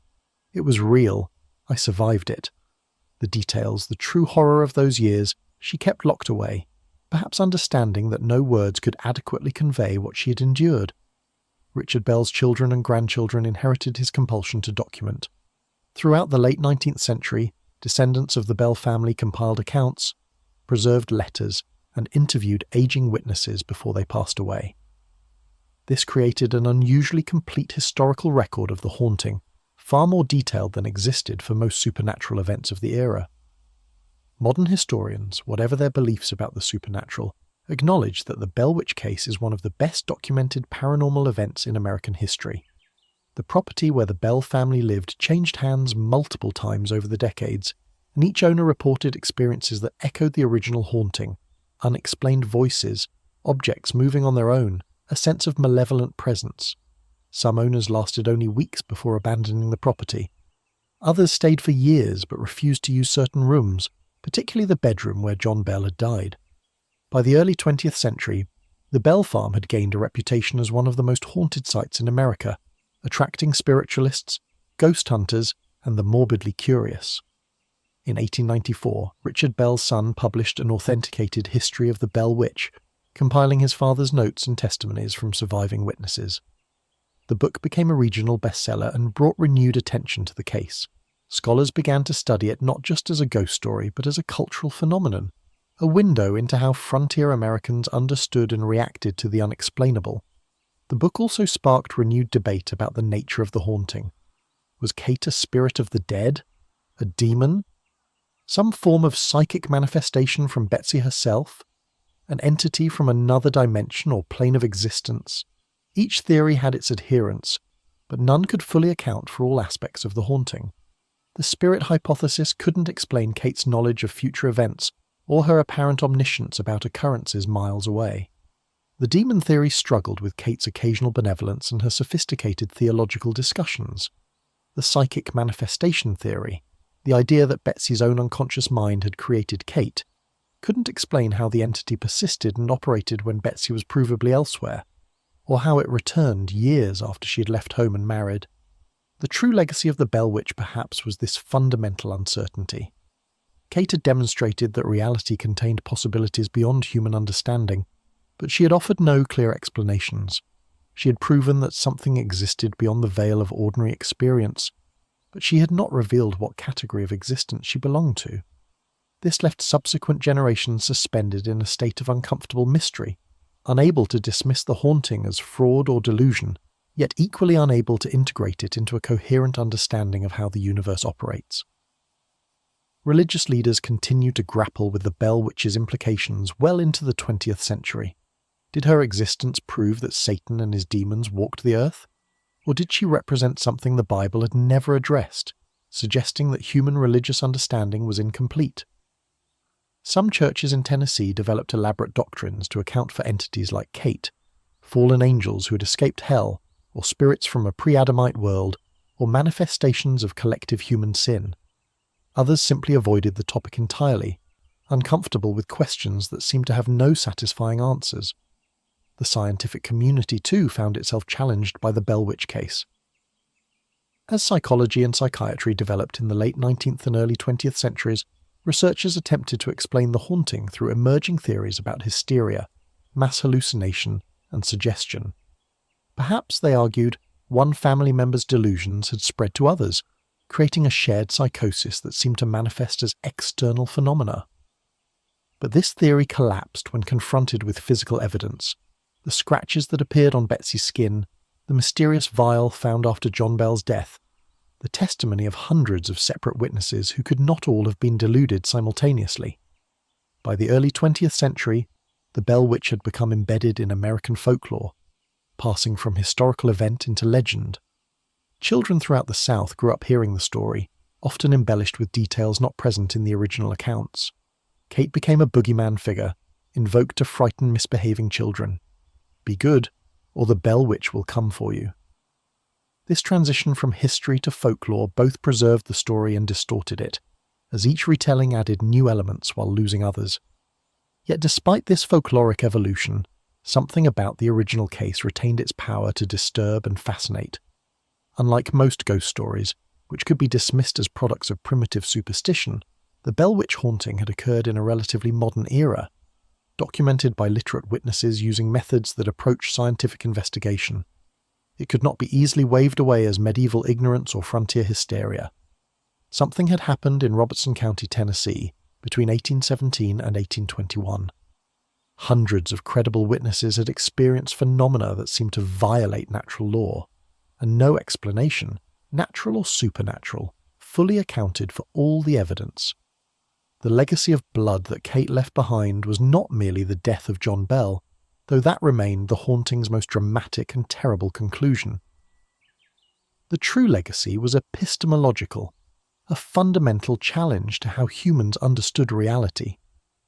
The Bell Witch forced a confrontation between Enlightenment rationalism and the persistent possibility of the supernatural, between scientific materialism and the testimony of direct experience. This confrontation was never resolved. Instead, it became part of the American consciousness, a reminder that for all our advances in knowledge and technology, there remained questions without answers, mysteries beyond solving.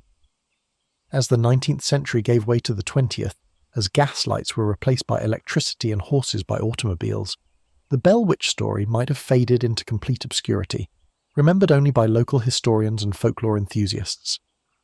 But Kate had made a promise in 1828 that she would return again in 1935, 107 years later, to a descendant of John Bell. As that year approached, interest in the case revived. Would Kate keep her promise? Would she manifest again in an era of radio and electric lights and scientific sophistication?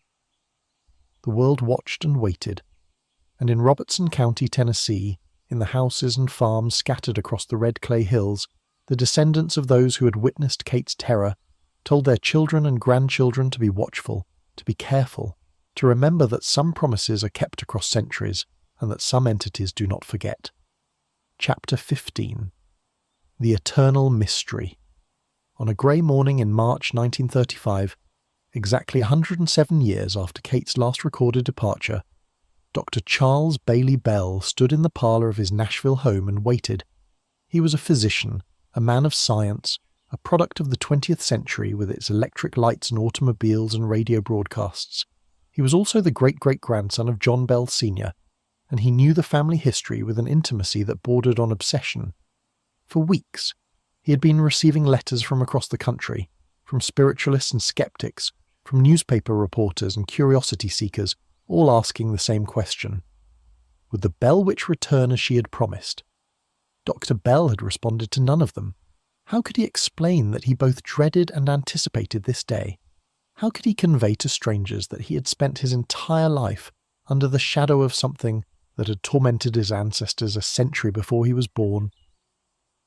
The morning passed without incident. Afternoon came, and evening, and then night. Dr. Bell sat in his parlour, waiting for a voice that never spoke, for scratching that never came, for cold air and invisible hands and all the phenomena his great-great-grandfather had documented. But the house remained silent. The temperature stayed normal. No dishes rattled. No bedclothes pulled away. No voice whispered threats or prophecies. Days turned to weeks, and weeks to months. 1935 passed entirely without any manifestation of Kate. Newspapers that had prepared sensational stories about the Bell Witch's return were forced to publish disappointment instead. Skeptics declared vindication. The entire story had been a 19th century hoax, and its failure to repeat itself proved as much. Believers offered various explanations. Perhaps Kate had returned but chosen not to reveal herself, or perhaps the promise had been fulfilled in some subtle way that humans could not perceive. Dr. Bell himself never publicly stated his conclusions, but his private journals reveal a man caught between relief and profound unease. "She did not come," he wrote in December 1935, or perhaps she did come, and simply chose to observe rather than announce herself. How would we know? Kate was always capable of invisibility, of silence when she chose it. The absence of dramatic manifestations does not prove the absence of presence. I find myself listening still, waiting for a whisper in the dark, for the sense of being watched. Perhaps that is her true return, not spectacular haunting, but the persistent possibility of haunting, the knowledge that she could speak at any moment but chooses not to. Perhaps the fear is the haunting now.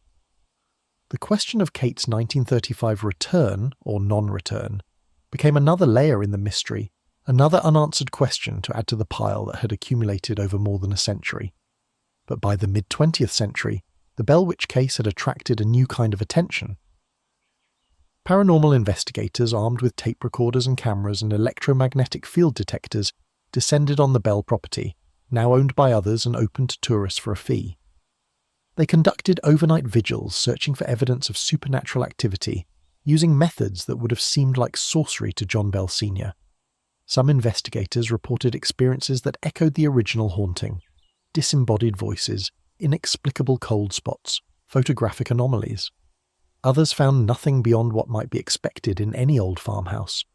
The evidence remained frustratingly ambiguous, sufficient to convince believers, but never quite conclusive enough to satisfy skeptics.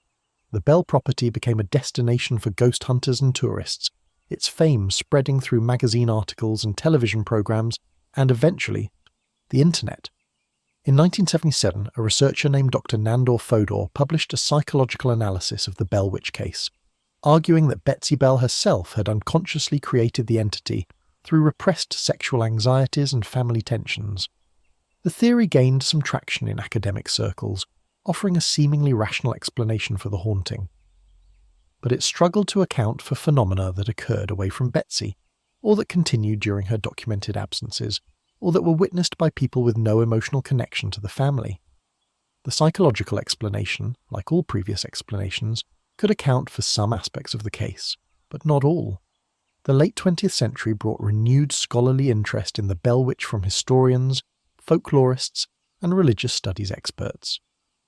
Researchers pored through original documents, interviewed descendants, and attempted to separate historical fact from accumulated legend. What emerged from this research was confirmation that something genuinely extraordinary had occurred. The core events of the haunting were documented by too many independent witnesses, in too much detail, with too much internal consistency, to be dismissed as simple fraud or delusion. Archaeological work on the Bell property in the 1980s and 1990s revealed unexpected findings. Beneath the site where John Bell's original home had stood, excavators discovered an older foundation, and beneath that, evidence of Native American occupation dating back centuries. Some researchers speculated about a connection. Perhaps the land itself carried some quality that attracted or enabled supernatural phenomena. Perhaps Kate was linked to something far older than the 19th century. Others dismissed such speculation as romantic fantasy, noting that Native American artifacts could be found throughout Tennessee, and their presence proved nothing about ghosts or demons. The mysterious vial that Kate had allegedly used to poison John Bell became a particular focus of modern investigation. According to family accounts, Richard Bell had preserved the vial and a sample of its contents. These items were supposedly passed down through generations, though by the late 20th century their whereabouts were unknown. Researchers searched museum archives and private collections, hoping that chemical analysis of the poison might provide clues about Kate's nature. If the poison was something that could not have been obtained in 1820 Tennessee, it might suggest that Kate had access to knowledge or materials beyond normal human reach. But the vial was never found, and questions about the poison remained speculative. In 1999, a documentary filmmaker gained permission to spend a month at the Bell property, equipped with modern recording technology. The resulting footage included several anomalous recordings, voices on tape that appeared to say words like Bell and Betsy and remember, though their origin could not be determined. Temperature sensors registered unexplained drops. Motion detectors triggered when no one was present. None of this evidence was definitive, but it was suggestive. Something still seemed to linger at the site of America's most famous haunting. The 21st century brought the Bell Witch story to new audiences through films, books, and television shows. The 2005 film An American Haunting presented a dramatized version of the case, taking creative liberties but introducing millions of viewers to the basic story. Betsy Bell's ordeal, viewed through a modern lens, raised disturbing questions about the nature of trauma and the ways that communities respond to victims. Some contemporary commentators argued that Betsy's suffering had been compounded by a culture that blamed her for attracting the entity, that treated her as complicit in her own torment rather than as its victim. Modern paranormal investigation teams continue to visit the Bell property, now a historical site and tourist attraction. They brought sophisticated equipment, thermal imaging cameras, digital voice recorders, instruments designed to detect electromagnetic anomalies. Some teams reported dramatic evidence, voices on recordings, full-body apparitions captured on video, physical touches and scratches that appeared on the investigator's skin. Other teams found nothing beyond what might be explained by old buildings, natural phenomena, and the power of suggestion. The debate over the Bell Witch's reality and nature continued into the 2020s, as passionate and unresolved as it had been in 1821. Skeptics pointed to the lack of physical evidence, the way the story had been embellished over the years, the possibility of fraud or mass hysteria. Believers countered with the sheer volume of witness testimony, the credibility of those witnesses, and the fact that no skeptical explanation fully accounted for all reported phenomena. But perhaps both skeptics and believers missed the deeper truth about the Bell Witch. Kate's legacy was not primarily about proving or disproving the supernatural. It was about the persistence of mystery in an age that believed it had explained everything. It was about the limits of human knowledge and the disturbing possibility that those limits were more restrictive than we cared to admit. In an era of smartphones and satellite mapping, of DNA sequencing and particle accelerators, the Bell Witch case remained stubbornly inexplicable. No amount of modern technology, no advances in psychology or physics or neuroscience, had definitively resolved what happened in Robertson County, Tennessee 2 centuries ago. The case stood as a reminder that empirical investigation had boundaries, that some questions might be literally unanswerable, that reality might contain categories of existence that humans could experience but never fully comprehend. Local tradition in Robertson County maintained a cautious respect for Kate and her legend. Parents still taught children not to mock the Bell Witch, not to visit the old Bell property after dark, not to speak too loudly about certain things. These traditions had outlasted the people who directly remembered the original haunting, outlasted the doubts of skeptics and the investigations of researchers. They persisted because, at some level, the community had integrated the Bell Witch into its understanding of the world. Kate was part of the landscape now, as much a feature of Robertson County as the Red River or the rolling hills. The Bell family descendants scattered across America maintained their own traditions of remembrance and wariness. Family reunions included discussions of the haunting, with older members passing down stories and warnings to younger generations. Some descendants embraced their connection to America's most famous ghost story. Others avoided the topic entirely, uncomfortable with the notoriety or disturbed by questions they could not answer. A few reported their own experiences, dreams of Betsy Bell, inexplicable voices, a sense of being watched by something that understood them more deeply than should be possible. In 2017, the 200th anniversary of the haunting's beginning, Robertson County held a commemoration. Historians presented papers, paranormal investigators led tours, descendants of the Bell family shared their family stories. The event attracted thousands of visitors, testimony to the enduring fascination with the case. But beneath the tourist attraction and the historical interest lay something more profound, an acknowledgement that the Bell Witch had forced a confrontation with questions that could not be easily answered or forgotten. What was Kate? A disembodied human spirit, as she sometimes claimed, a demon, as frightened neighbours believed, a psychic manifestation of Betsy Bell's traumatized psyche, an entity from another dimension, briefly breaking through into our own, an elaborate fraud that somehow fooled hundreds of credible witnesses for years. some category of being for which human language and philosophy had no adequate name. 2 centuries of investigation and speculation had failed to provide a definitive answer. Perhaps no answer was possible. Perhaps Kate's true nature belonged to that category of truth that humans could encounter but never fully grasp. Like trying to hold water in open hands, the more tightly you grip, the more surely it escapes. The Bell Witch case also raised uncomfortable questions about the nature of evil and suffering. If Kate was real, if entities like her existed, what did that mean for human agency and free will? John Bell had been a good man by all accounts, a church elder, a respected farmer, a devoted father. Yet he had been tormented to death by something he could not fight or escape. Betsy had been an innocent child when the haunting began, but her innocence had offered no protection. If supernatural evil could strike arbitrarily, regardless of virtue or guilt, what comfort could be found in faith or good behaviour? These theological implications continued to trouble religious thinkers 2 centuries after the original events. Some argued that the Bell Witch proved the reality of spiritual warfare, that humans lived on a battlefield between cosmic good and evil, and that apparent innocence sometimes became casualties in conflicts beyond their understanding. Others contended that Kate's existence suggested a more complex moral universe than traditional Christianity acknowledged, one populated by entities that were neither wholly good nor wholly evil, neither angels nor demons, but something else entirely. The physical site of the Bell Farm, now owned by multiple parties and partially preserved as a historical attraction, remained a focus of supernatural interest. Trees on the property grew twisted and stunted, though soil analysis revealed no obvious cause.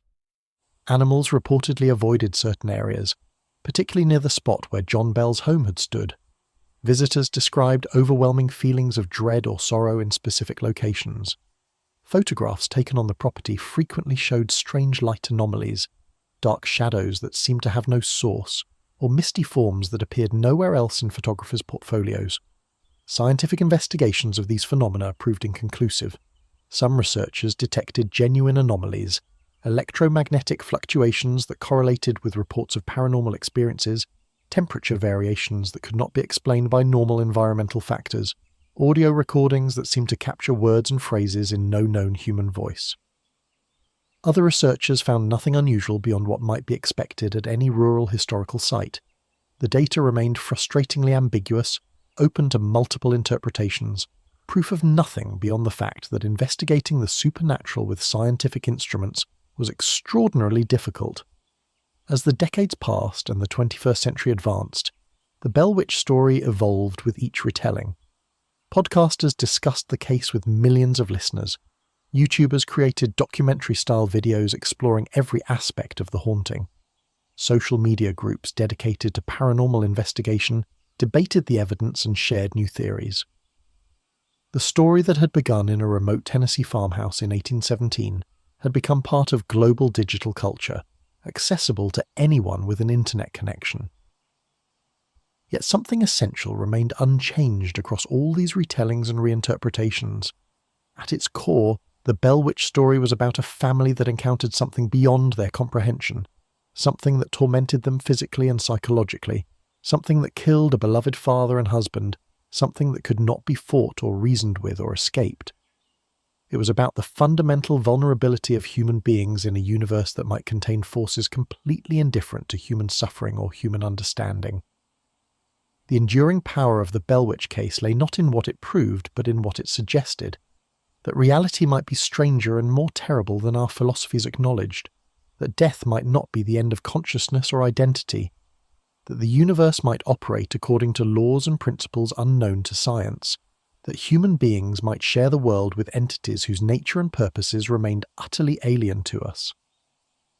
In the early 21st century, a psychology professor analysed reports from visitors to the Bell property and found a curious pattern.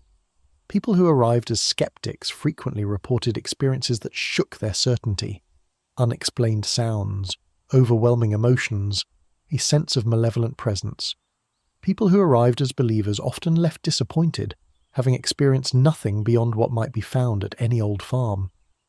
It was as if Kate, or whatever lingered at the site, chose to reveal herself to those who denied her existence while hiding from those who sought her. This perverse selectivity, if real, suggested an intelligence at work, an entity that remained capable of deliberate choice even centuries after her most famous manifestations. The final mystery of the Bell Witch, perhaps, was this. Why did she stop?